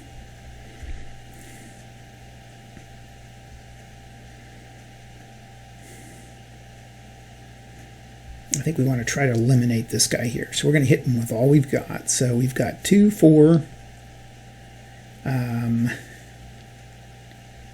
18, that's 22, and 28, and that's going to be 54 to 8.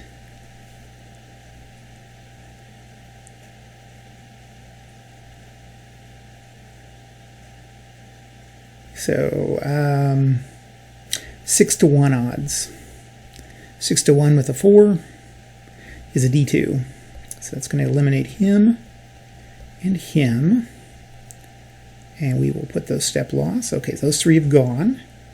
Now we've got these 2, and they've got 7 and 27. These guys are tough. So 7 and 27 is 34, 68 to 10. So 6 to 1 odds with a 1. D is eliminated, and the attackers go back 1. So those guys go back. Okay, here we've got 7 and 8 is 15, and 8 is 23, so that's going to be 46 to 3. So 10 to 1 with a 2. It's a DE. These guys are eliminated. And then down here, we've got 6, 8,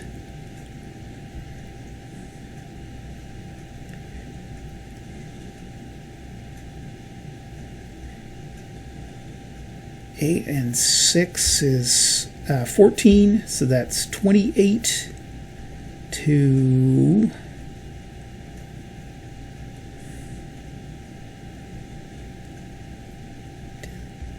11, 22. So 1 to 1 odds. 1 to 1 with a 4 is engaged. So we're going to drop 1 here.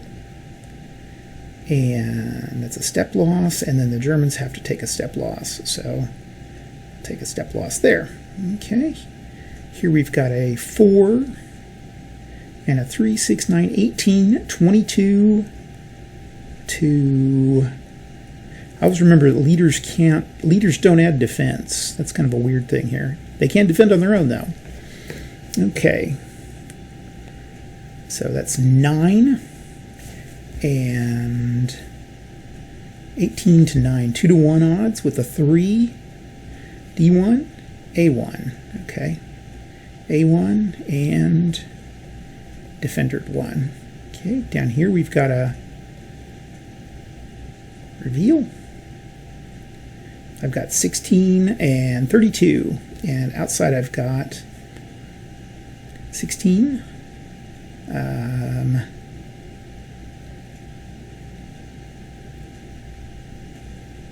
Let's see, 18 and 12 is 34, and 8 is 42, and 8 is 50. That's 1 to 1 odds. 2. 1 to 1 with a 2. D1, attacker 1. So there we go. Okay. Oh, and up here.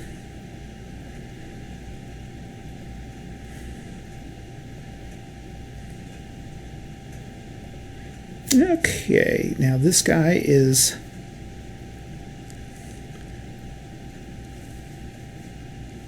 $16 and 12. So 16 and 12 is 28 to 2. So 28 to 2 is 10 to 1. 2. He's eliminated. Okay, that was a bad turn for the Russians. The Ruskies, I guess they're Soviets. Okay, now other mech, we can have mech move. So we'll probably want to try an overrun down here. At this point, I think we will try to pin. That's going to be the big thing I want to do. 2, 4.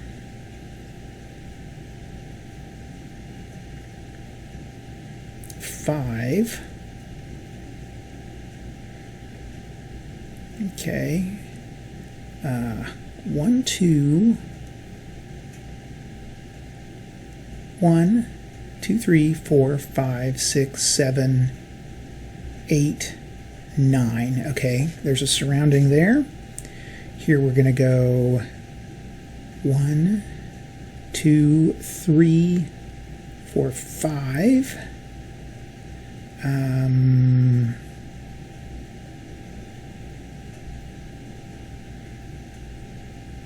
We'll go here and here,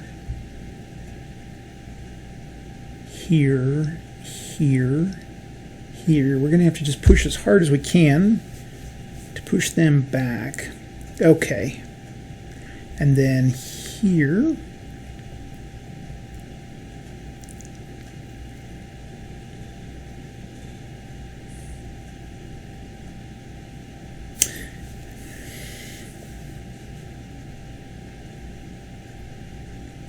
Not worth an overrun there. Okay, here we have 8 and 18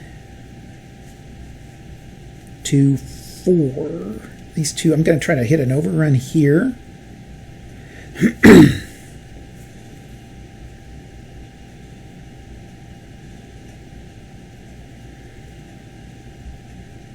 18.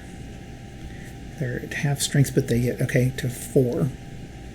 4 to 1 with a 5. D1, attacker 1. So back and eliminated. Okay, can't do much there.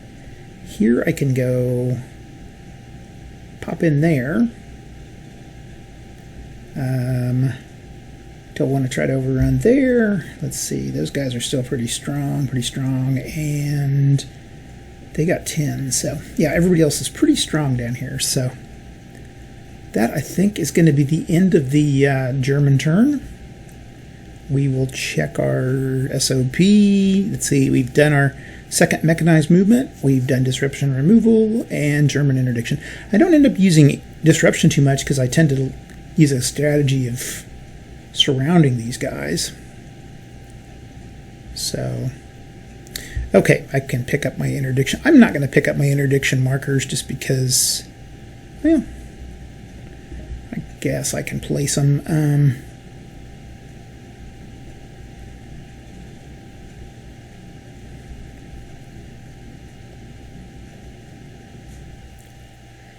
We'll place one here, and then we'll place one over here, and I'll place one here.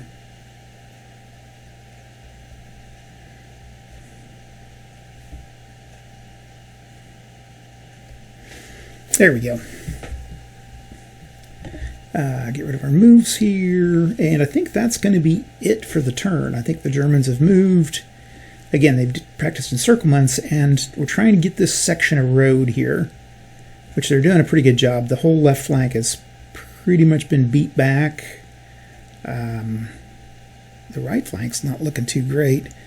Okay, let's go to the next turn, and at this Kashalov has 5 and 1. 1, 2, 3, 4, 5, and 1.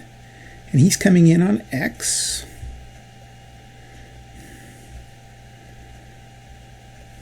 Okay, there's that guy. And we get one here, and he's coming in on 6. 6 is down here, I think. 4, 6, there's 6.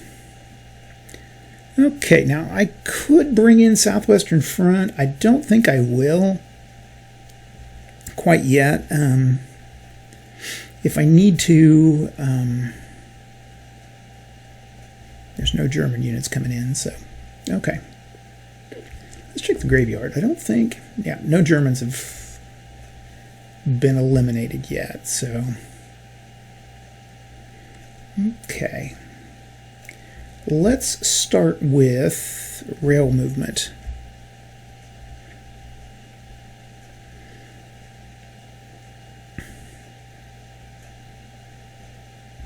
This guy and this guy will just move by rail. 2, 3, 4, 5, 6, 7, 8, 9, 10, 11, 12, 14, 15, 16, 17, 18, 19, 20, 21, 22, 23, 24, 25, 26. We'll just move right here. And he'll have to stop here. Actually, these guys can have 3 stacked, so I guess we're good. The other rail movement was here.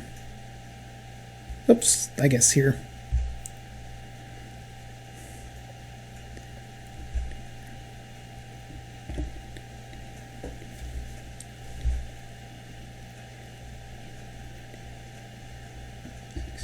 $27, $30.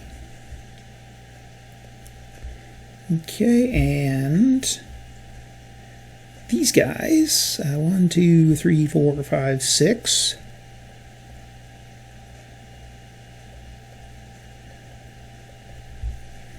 And then these guys can move 1, 2, 3.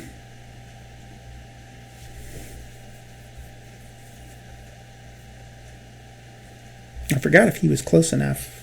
I don't think he was 3 hexes away. Okay, down here. I think we're going to go...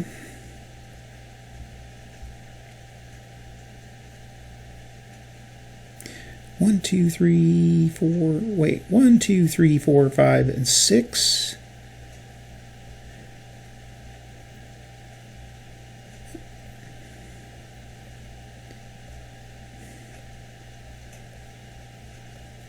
There we go. And then 1, 2, 3, 4, 5, 6. We'll try to move him up. Okay, down here. Stuck. I forgot to see who was in supply and who wasn't. This is the only guy out of supply. This guy's out of supply. These guys are out of supply. Oh, he's going to move in here. 3. Now then, that puts him in supply, because those are friendly units. So he's now in supply.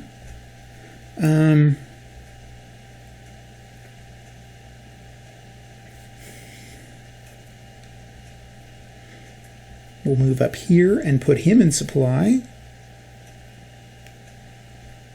Okay, I think that's everybody. This game's got a lot going on. Like I say, I think there's...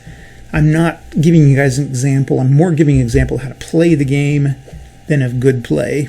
And that's how I do most of my games. I don't think I ever stand up as a paragon of good play here. And 5, 10, 11... 14, 16, to 12. 1 to 1. Let's try it and see. 1 to 1 with a 1.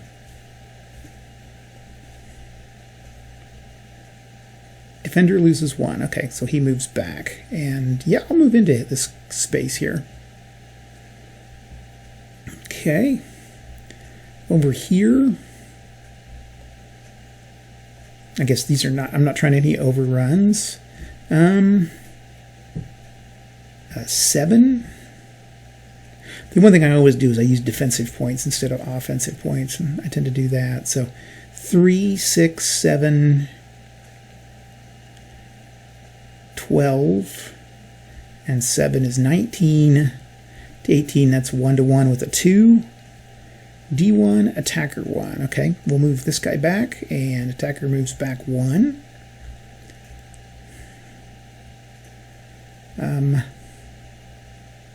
I forgot to move that guy around, but that's okay. Okay, here we've got a 7.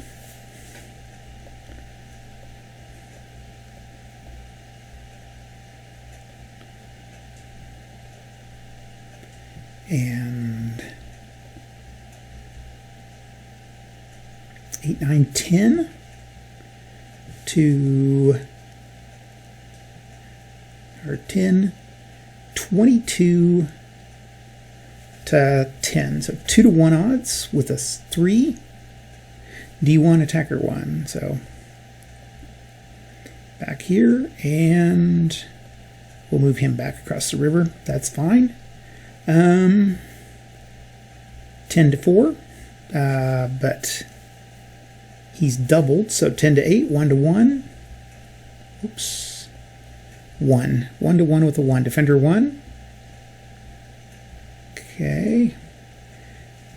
Here we'll go, he's in supply. 14, 17 to 18. 1 to 2 with a 6. Attacker eliminated. Ooh, that hurts. So that's a step loss and a step loss here. And they were attacking. He can move in. He doesn't need to move in, so. Okay, there we go. Down the line. I could move these guys. I'm going to keep these. You know, let's move them back. I just keep.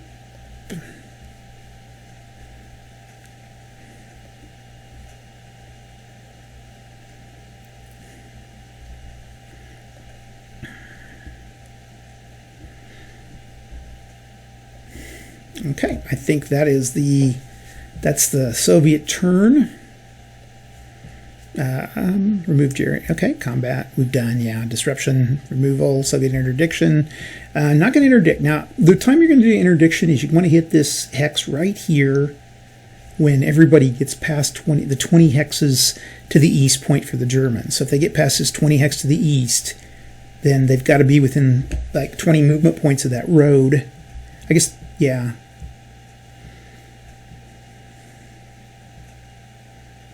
Forget whether it was, I think it's yeah, let me check the rules here. We need to do a quick rule check. Panzergruppe Guderian.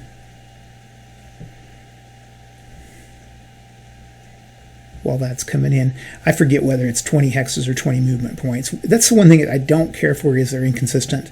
One is 20 movement points from the road and 20 hexes from this end, or it's either that or 20 hexes and 20 movement points the other way, so it's a little bit inconsistent. It'd be nice if it was consistent, but what you gonna do? Okay, German player turn, initial movement, bring in reinforcements, and you'll notice that in this turn there are no reinforcements. So you got a big bunch last turn, but not this one. Check for supply. Who's in supply? These guys are in supply. These guys are in supply. In supply, in supply, in supply. Everybody's in supply. And then we can do any moves and overruns. Okay. These guys are too powerful up here. Up here, not really.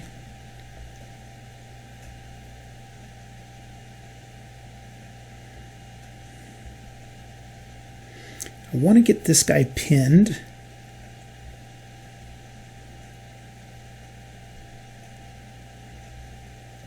And we'll pin down here.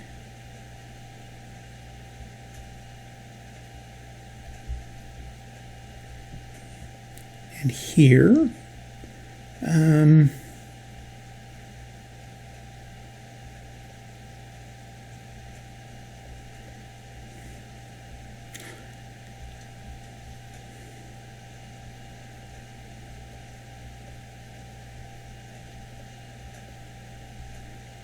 And here.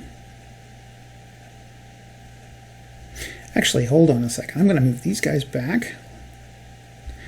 We are going to do something even more crazy. We're going to go 1, 2, 3, 4, 5, 6, 7, 8, 9, 10. And 3, 4, 5, 6, 7, 8, 9, 10. And 1, 2, 3, 4. And here. And here. And that completely surrounds those Russian units. That was a bad roll down here. That attack that failed was bad. Okay. And that is it. Again, I'm not going to do any overruns. It does better to do the overruns the second time. So now we can attack. And all of these are going to be doubled, and these guys are going to be halved. So there's 8.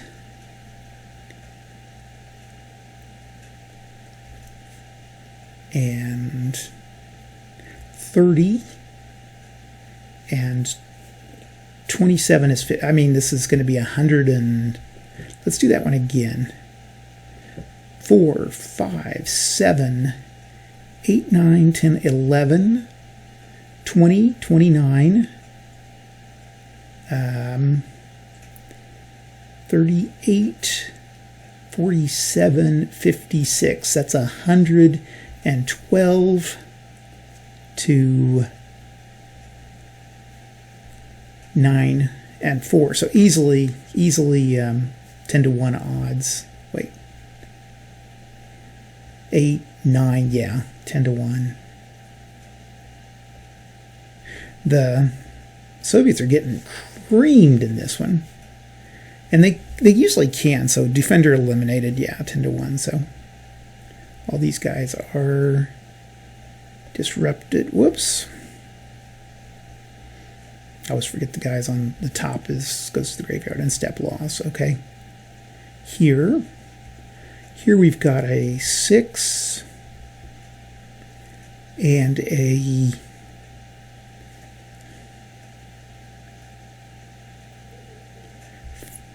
7, so 26 to 3, 26 to 3, 8 to 1, 4. Defender eliminated, attacker back 1. Okay. Here we've got 8, 16, and 5 is 21. That's 42 to... Now they're in the woods. Oh, but they got that guy. Let's...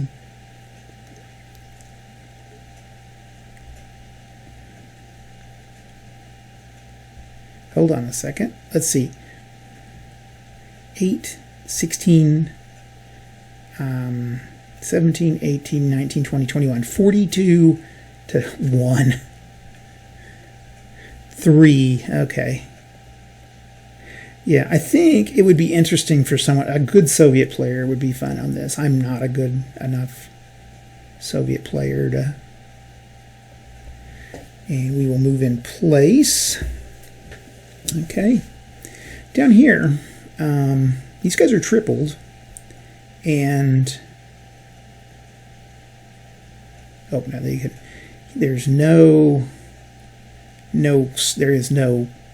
lines of supply, so, but they are, well, okay, so we start with, it's like, what do you do first? They're defending at 8, and the terrain is doubled, or tripled, so 8, 24, but you're going to divide that by 2 since they're out of supply, so 12. And here we have 16 to 12, 20 to 12. So 1 to 1 odds with a 3. 1 to 1 with a 3, D1, A1. No, we can't go there. He could have. Well, no. And we have an attacker goes back 1. Okay. Okay, now then these guys are...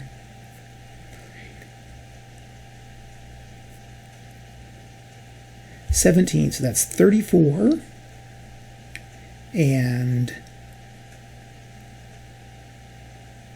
that's 66, or no, okay. 3, 6, 9. And 8 is 17. 18, 19, 20, 21, 22, 23, 46, 50 to 9. 5 to 1 with a 5. D1. Oh, but he can't. No, he can't. I was going to say he could go backwards, but he can't.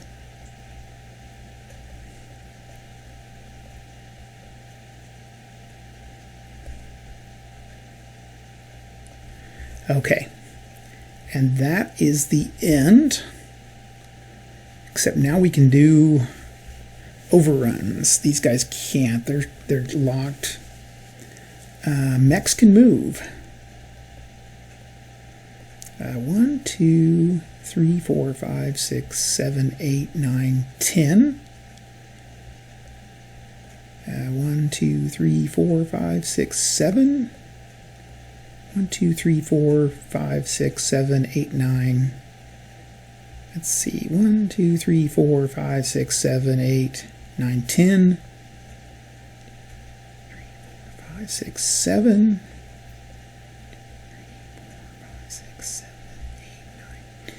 And 1, 2, 3, 4, 5, 6, 7, 8, 9, 10.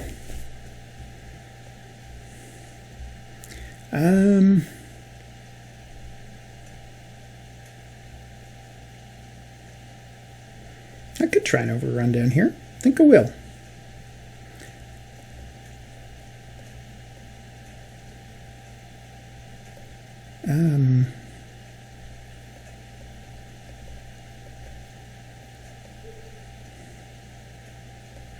So these guys are going to be defending at 13. Divided by 2 is 6. And then these guys are 4, 5, 6, 7, 8. So 1 to 1 odds with the 2. D1, A1. Okay.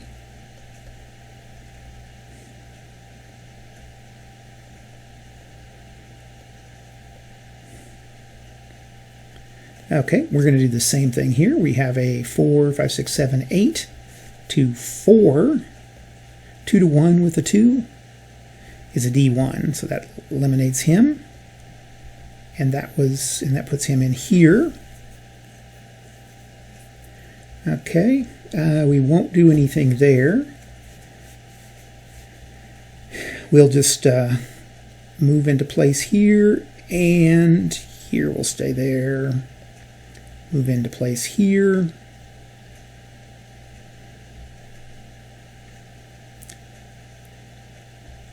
Okay, I think I'll try to do an overrun here with a 8 to 2, 4 to 1 with a 4 is a D1. And then here, that's going to be a 6, 10 to 4, 10 to 2, 5 to 1 with a 4, and attacker loses 1. Attacker moves back 1, and this guy is sent to the graveyard. Okay, they pretty much wiped those guys out, and the Germans have done their thing. I don't think there's any more German. Yeah, I've never seen the Soviets get creamed so bad. Okay, that's it, and we can do this, and that moves us into turn 5. Okay, turn 5. Again, we got the 4 and 1. 4 and 1 coming in at X. So yeah, those are hard to get those guys to come in, and then I've got 1 unit coming in at 4. Down here. Okay, and Germans have some coming in at 3. Now these are infantry, they're not mech, so they don't get all the special things.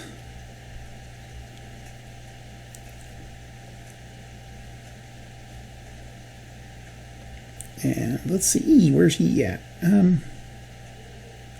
Right here. Okay, we'll come in here, and at this point, I think it'd be wise to do a Soviet interdiction. So let's see when we can do that. Soviet interdiction is at the end of their movement, so because we can cut off the German supply line that way. Okay. These guys are going to stay put. Well, I could get out of Smolensk, but then I'm going to be...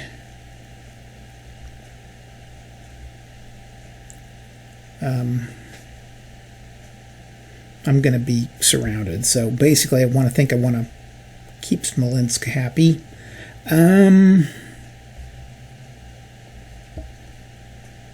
This is tough. Check for supply. Okay, we know these guys are out of supply. These guys are in supply.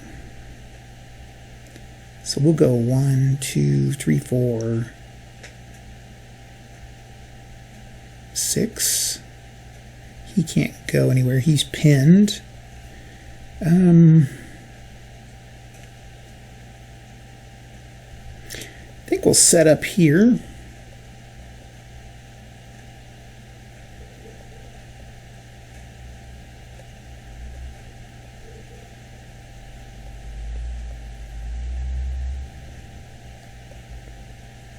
And those guys are going to stay defensive.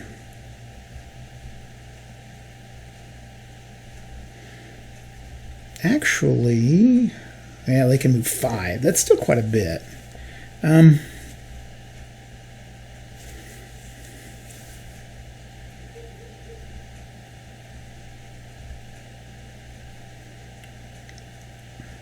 Let's do it. 1, 2, 3, 4, 5, 6, and we'll come here, and then we'll move. Now these are we're gonna move train units. So there's 1, 2, 3, 4, and then 5, 6, and I can move 2 more on the train. So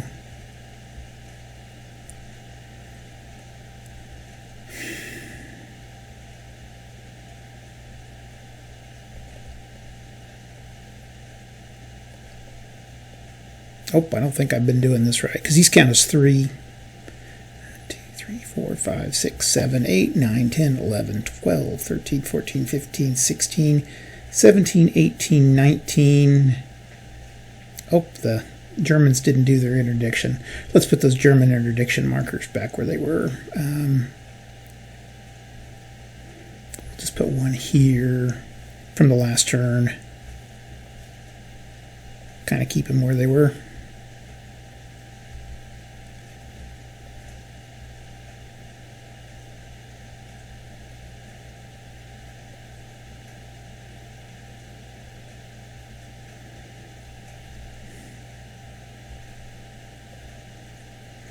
Let's see, 1, 2, 3, 4, 5, 6, 7, 8, 9, 10, 11, 12, 13, 14, 15, 16, 17, 18, 19, 23, 24, 25, 26, 27, 28, 29, 30. That'll work.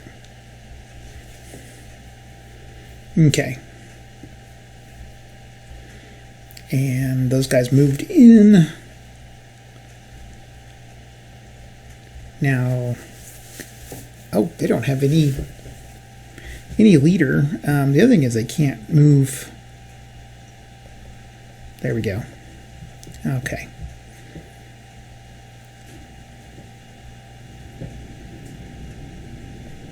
And then back here, these guys can walk. 1, 2, 3, 4, 5.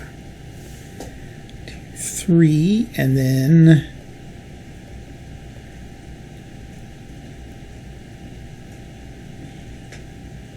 this is our first turn. 3, 4, 5, 6, 7, 8, 9, 10. 2, 3, 4, 5, 6, 6, 6, and there. Okay, and that's it. Now, can they attack anywhere? Let's attack here.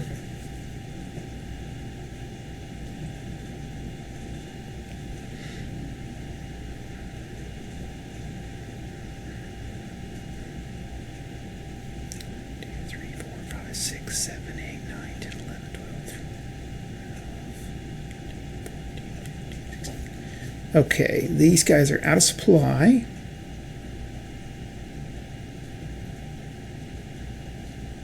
As is he. He's out of supply. So he counts as 1. And then he counts as 15 to 6. So 2 to 1 with a 3.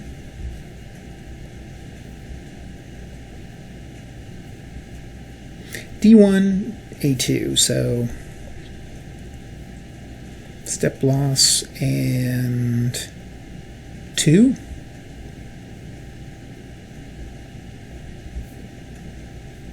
Okay, over here.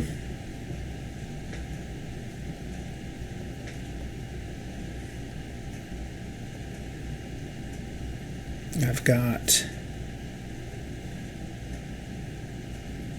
7 and 11, 14 to 6. So 2 to 1 odds with a 4.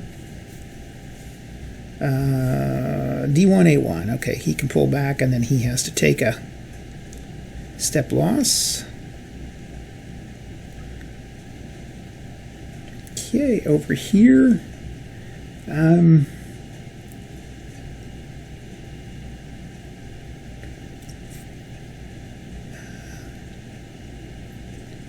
19, so that's going to be 8 to 10. Wait, 8? Is that right? 6, 7, 8, 9, 10, 11, 12, 13, 14, 15, 19. So 19 divided by 2 is 9. And then this is 10. So 1 to 2 because this guy's in supply and he's getting the divisional bonus. 1 to 2 with a 1. D1, A1. Okay, so moves him back, and these guys have got to take a loss. Okay, that is it for the Soviets. And we get to do the one thing that's going to be kind of fun. We put this right down here. Okay. And that's the Soviet turn. So then I'm just going to check something out here. Whoops, there's a picture of me and my cat. Panzergruppe Guderian PDF. Here we go. This is from Russell's site. Russ is a good guy. I like him. He's a nice guy. He does a lot of the SPI stuff out there. His website is SPI.net. SPIgames.net? SPI. Anyway, just look up SPI Games, and it's just a treasure trove. Okay, we want to find out what that supply for the Germans is here. I told you guys in the rules, but I don't remember off the top of my head. German must be within 20 hexes of a road, and they must be 20 movement points from the western edge. Okay, so to be in supply. So we've got to check. Now, this is going to cut supply off to everybody that's not 20 movement points. So these guys are all in supply, but these guys, 1, 2, 3, 4, 5, 6, 7, 8, 9, 10, 11, 12, 13, 14, 15. He is in supply. That's 16. Let's try these guys. 1, 2, 3, 4, 5, 6, 7, 8, 9, 10, 11, 12, 13, 14, 15, 16, 17, 18, 19. He's there. 1, 2, 3, 4, 5, 6, 7, 8, 9, 10, 11, 12, 13, 14, 15, 16, 17, 18. He's there. He is there, I think. But this guy is out of supply. Okay, he is out of supply here. Up here, 1, 2, 3. This is kind of a tough one here. 1, 2, 3, 4, 5, 6, 7, 8, 9, 10, 11, 12, 13, 14, 15, 16, 17, 18. So these guys, I think, are all in supply. So actually just one guy is out of supply, and that's that guy there. So Let's check our SOP. Germans, first of all, is bring in reinforcements, and we'll do that. Oh, you bring them in first and then check supply. Well, we can move into this hex, and then we'll just move here and here and here. So that'll free everybody up. So actually, I guess the beginning of movement.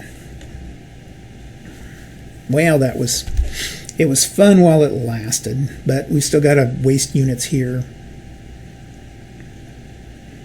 Okay, now Germans can move, do their thing.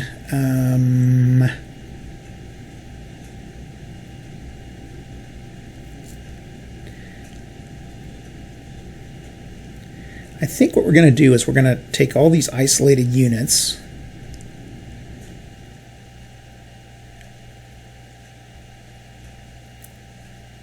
and there. Now I'm in supply. Here we'll attack. We'll move around here and here. Now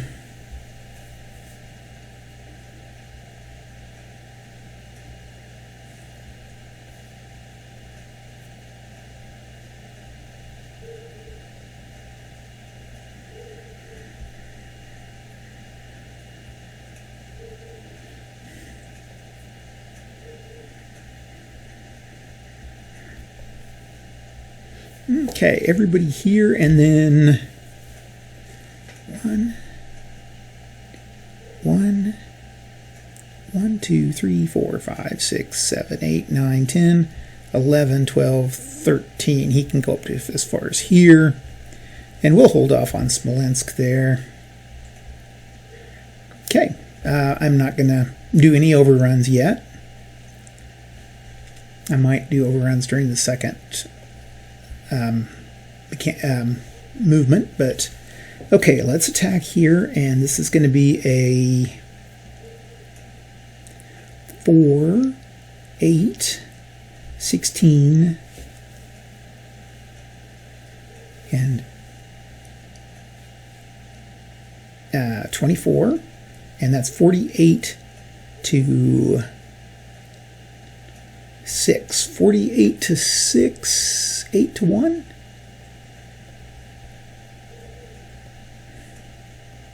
Two. Defender eliminated. And we will move in, and then here we have a 2, 16, 20, 22 to 5. 4 to 1 with a 4 is a D1.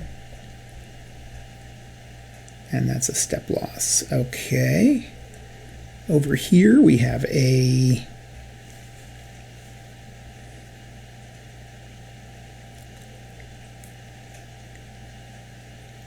13, 26 to 11. 2 to 1 with a 3.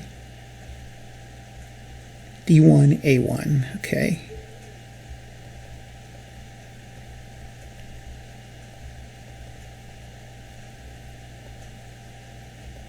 Oops, I don't want to do that. I want to keep these units together. There we go. Okay. Actually, hold on. I'll keep these. I want to keep pressure on these guys, so that's okay.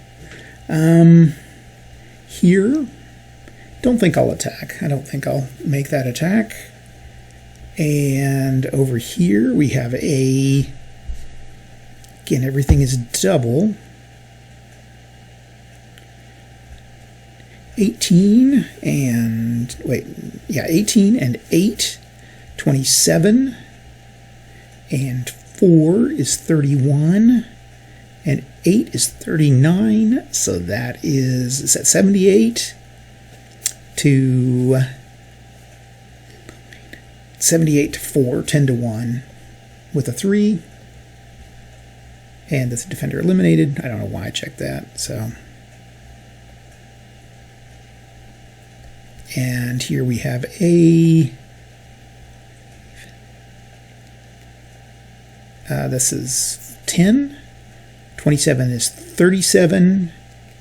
And 16, 47, 50, 53 to 53 to 3, 4. And that's a defender eliminated.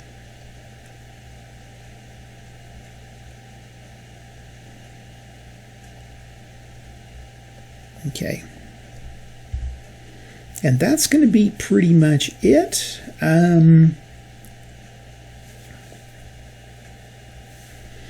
We'll work on some of these. Let's see. 8.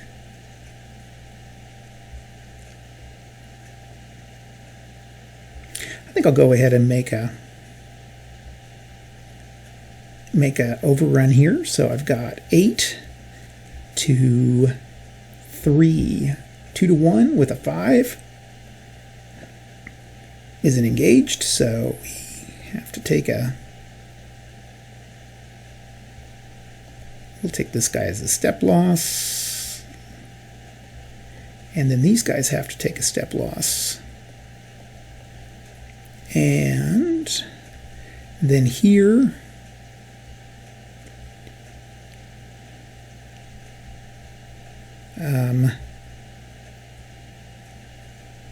1, 2, 3, 4, 5.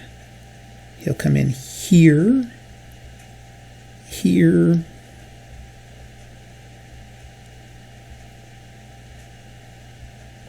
and then here, here, and here.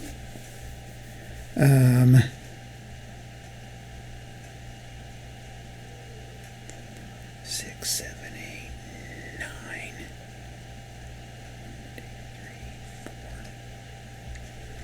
Okay. And I think that's going to be it for the German turn. So we'll go to the next one. And we get 4 rifles at X. 1, 2, 3, 4.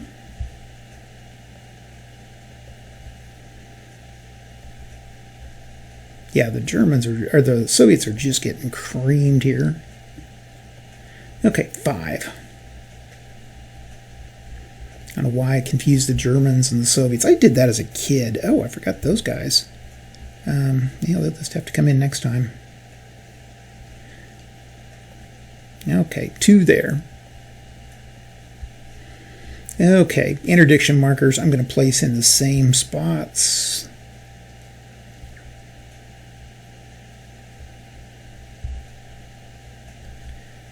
I don't know where my 3rd interdiction marker is. Is it up here? Oh, it's right here. We're going to move 1 here, here, and here. Okay, there's my interdiction markers. And the Germans will have some guys coming in too, but they're okay. Should have moved those during the extra movement. I think those will move during the extra movement before the turn. 1, 2, 3, 4, 5, 6, 7, 8, 9, 10, and 1, 2, 3, 4, 5, 6, 7. 1, 2, 3, 4, 5, 6, 7, 8, 9, 10. Okay, there's the Germans move. Now the Soviets. It's going to be the Soviets' turn. Go back. Okay, we're bringing reinforcements, which we did. Check for supply. Well, we know kind of who's out of supply. This guy's out of supply. These guys are in supply. These guys are obviously out of supply. In supply, and are these guys all out of supply? They have no leader over here. There's no leaders left. Okay. What we're going to have to do is try to coalesce some support here. I don't want to feed them in piecemeal, so let's try to move guys into place here. There's 3.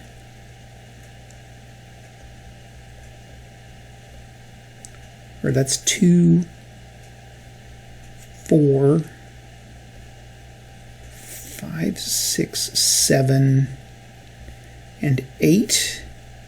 And then 1, 2, 3, 4. Wait, 1, 2, 3. And these guys can move automatically 6. 1, 2, 3, 4, 5, 6. Okay, and then down here, 1, 2, 3, 4, 5, 6. Okay, there's those guys. All those guys have moved. 1, 2, 3. He can move. And nothing I can do there.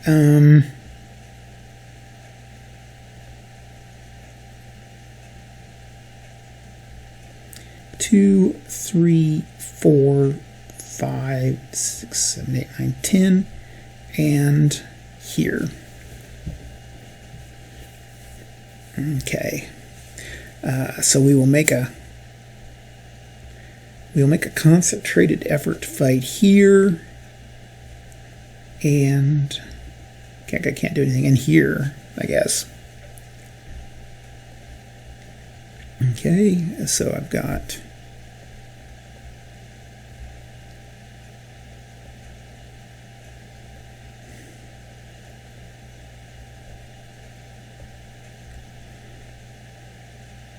five, and then over here I've got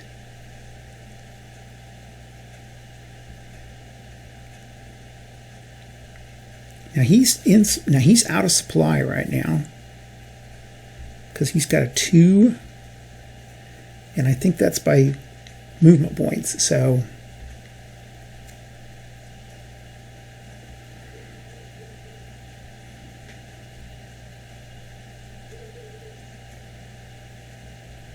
$16 to 8, 2-to-1 odds with a 6.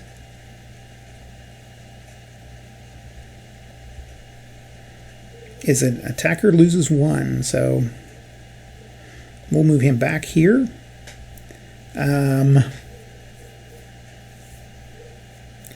Here, this might be able to fight my way out. Let's flip it. Nah, yeah, shoot. Yeah, the Soviets have not gotten really very lucky this game. So 8, 10. So that's 5 to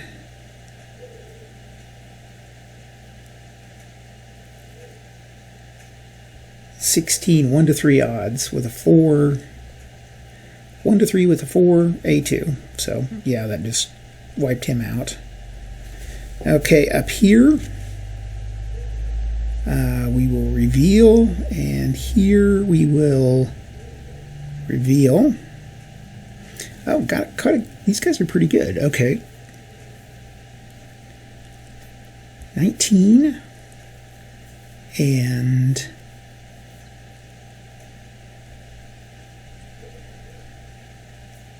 26. That's 13 to 16. 1 to 2 odds with a 5. Attacker loses 2.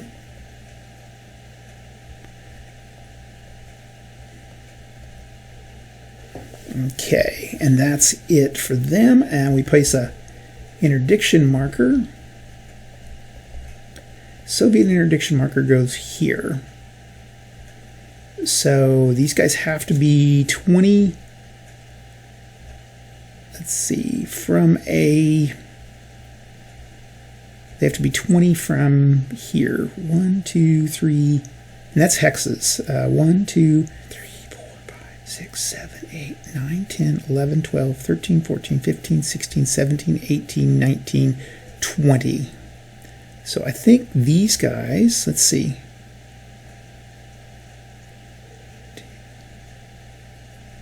1, 2, 3, 4, 5, 6, 7, 8, 9, 10, 11, 12, 14, 15, 16, 17, 18, 19, 20. They can do it. So, okay, they're still in supply. Let's see. And the Germans bring in some reinforcements. We'll come into E. Okay, and we will bring those reinforcements in here. Is that just one unit? Nope. Here. Okay, we're just going to make a little, and these are kind of, they're not air, but they're more like partisans. Okay. German movement.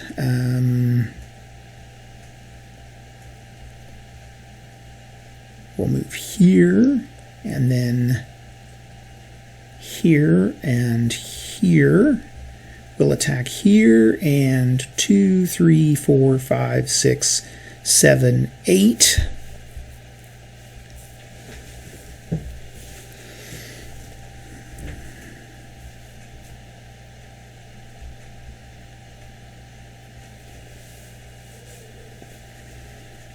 And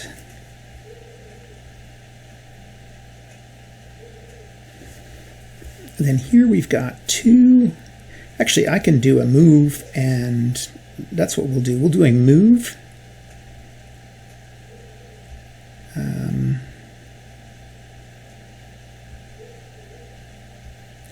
So I'm moving at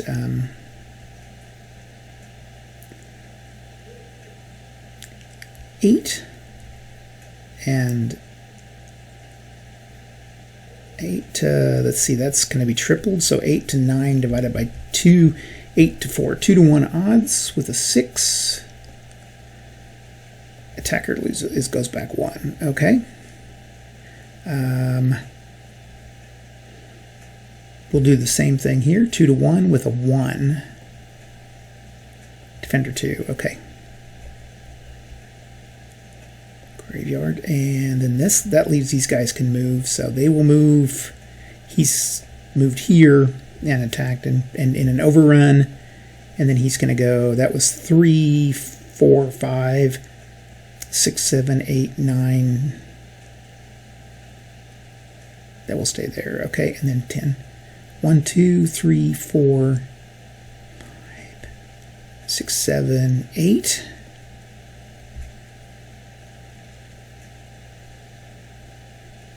I guess we've got to keep this whole line open. Oh, and this is the second time I've done it. I've only get 3 chances, so the Soviets only have 3 chances to do that. So, okay, here, 8, 16, 32 to 9, 15 divided by 2 is 7. 4 to 1 with a 2 is a D2. Step loss and step loss. Okay. Here we've got a 10 and then 18. So 28 to 3. 9 to 1 with a 1. Defender eliminated. And over here, I guess we'll go with these and then these. So we'll start here with 8. And 4 is 12. And 8 is 20, so that's 40. 58 to 4 is 10 to 1 with a 2, so he's out. We've got Smolensk there, and then here we've got 10, 10, 27, 37, and 47, 57, 53, and 16, 63, 73, 69 to 22, 11. So 5 to 1 with a 3. D2. Okay.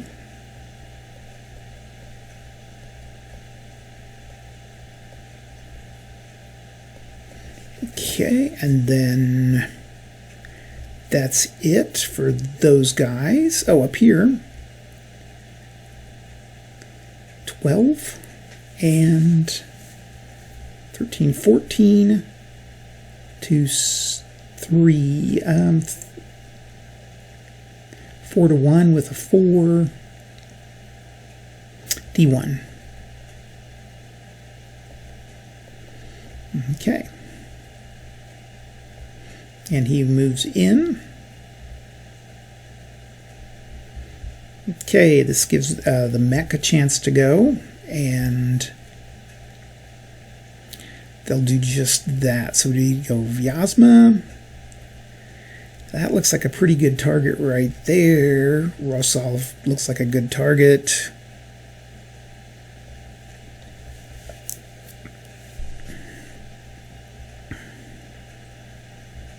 One, two, three, 4, 5, 6, 7, 8, 9, 10, and then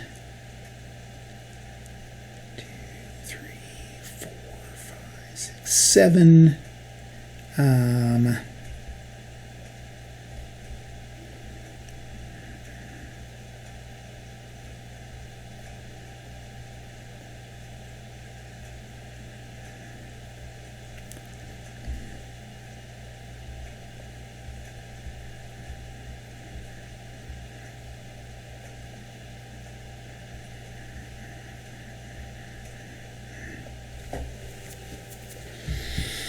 Okay, that's the last move there. Oh, and then I can try to overrun here. Yeah, I'll definitely do that. Okay, so that's 4.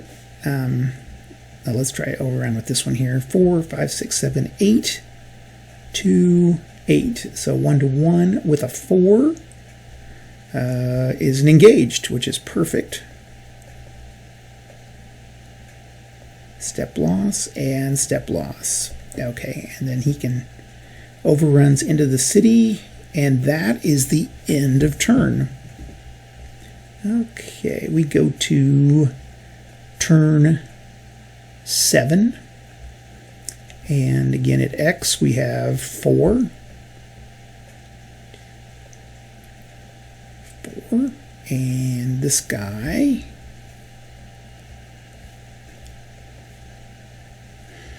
And we've got one guy here. It's not going to make a big difference at this point. Pretty much, I think the Soviets are pretty much beat. 6, and there. Okay. Soviets can try to move. Actually, this guy can move. 1, 2. No, he can't. He's in a zone of control. Okay.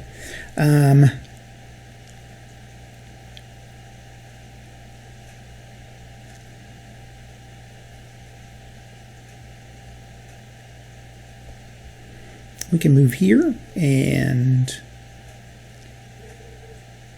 here and here.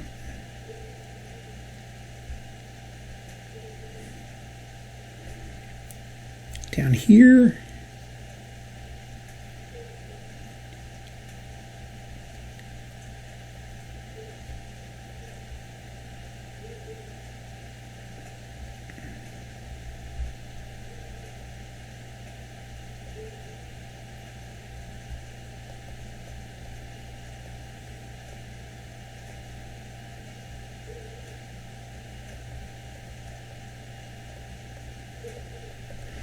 Okay, those guys have moved, and I've got one last interdiction, which I can place here. Those guys are all in, but this guy,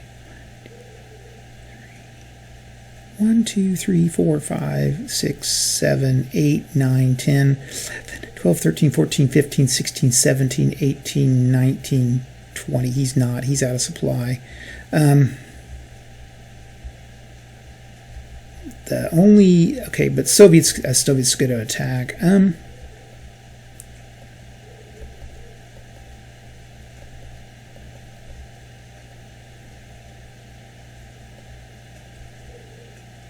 Okay, so they're going to come barreling in here. 5, 6, 7, 8, 9, 11 to 16. 1 to 2 with a 4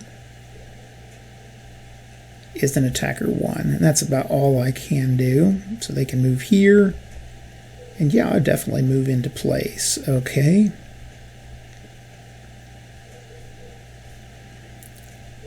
And that is the end of the Soviet turn.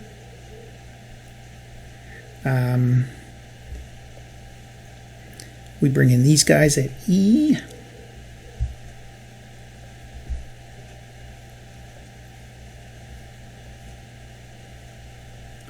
I can remove that from play. That was it for that.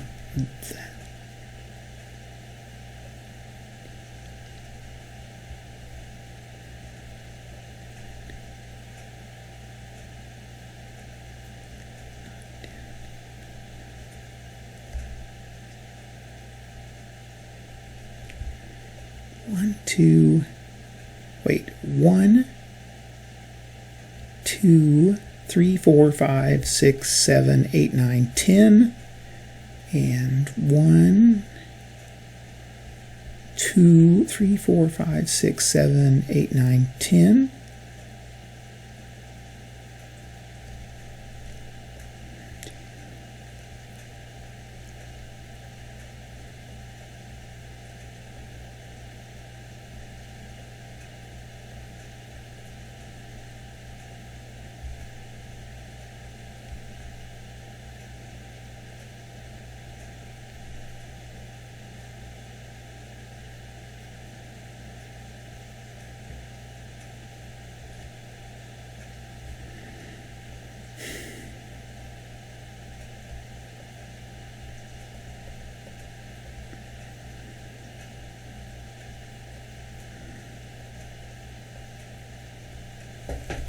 Okay. 1,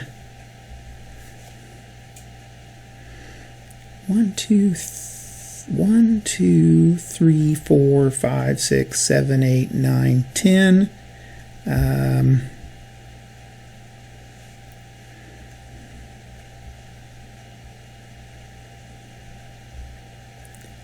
1, 2, 3, 4.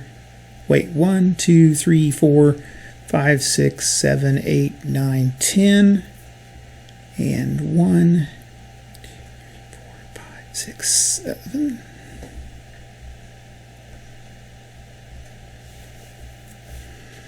Okay, over here, we're going to go here, here, here, and then this will go 1, 2, 3, 4, 5, 6,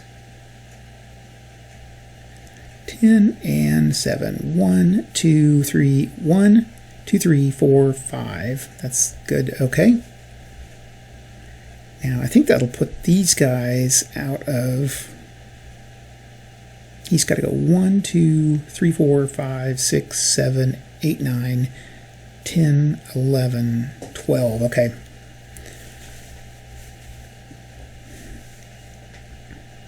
I'm not going to attack there, but I'm going to attack here. So 3, 2, and 16, 17, 18, 19 to 1. So pretty much that's going to be an elimination. No matter, I rolled a 3, yeah. Okay. Here we have a 3, that's a 5, that's a 10, 13, 29, 2,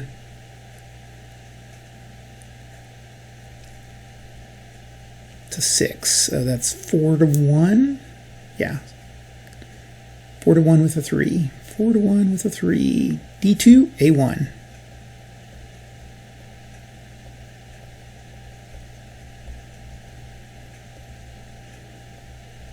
Okay.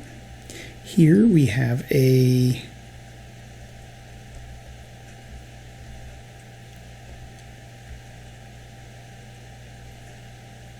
4 and a 16 and 27. 43 to 4, so 10 to 1 with a 5 is elimination. And then here,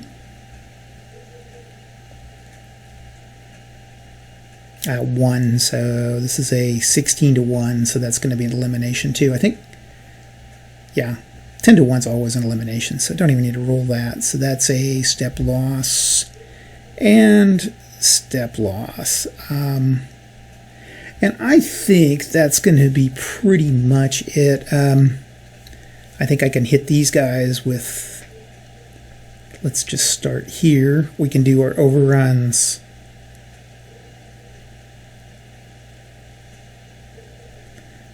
That's a 16, so that's actually 7 to 5 is a 6, so that's 3 to 1. With a 6 is an engaged, which is perfect, yeah. And step loss, and then we'll take a step loss here, and then 68 to 1. Right, 2, 4, 6, 12 to 1. And that's going to be an elimination here. Graveyard. Okay. I guess I could, I could mop up, but I think things are pretty much over. I'm going to be moving into these. There's absolutely no way the Germans, even though I've got 4 more rounds, I don't think there's any way. The Germans haven't even gotten a single division taken out. Or the Russians, I'm sorry. The Russians haven't done a single, so there's absolutely no way they're going to win. I mean, I could keep bringing them further east, and these units might be able to come back in and save it, but ultimately, I mean, I'm going to be pushing off the eastern edge of the map. So anyway, that's what I got. I think I'll wrap it up at that point. And it's an interesting game. Like I say, I don't play it very well. I think I miss a lot of points. Probably a bunch of you out there are probably cringing watching me play this, going, why is he doing that? And like I said, I've played it 5 other times, and I think it's a game that would take a good 10 times to kind of develop any sort of mastery on or remember. Of course, I don't have the best memory in the world for rules, so maybe that's it. But anyway, I really appreciate you guys watching this. It's really nice. I hear a lot of good comments. I appreciate that, and hopefully you guys are enjoying the channel. If there's anything you'd like to see me do, let me know down below, and I'll try to see if I can get it played or get it checked out. That's about all I got. We'll talk to you later. Thanks a lot. Bye.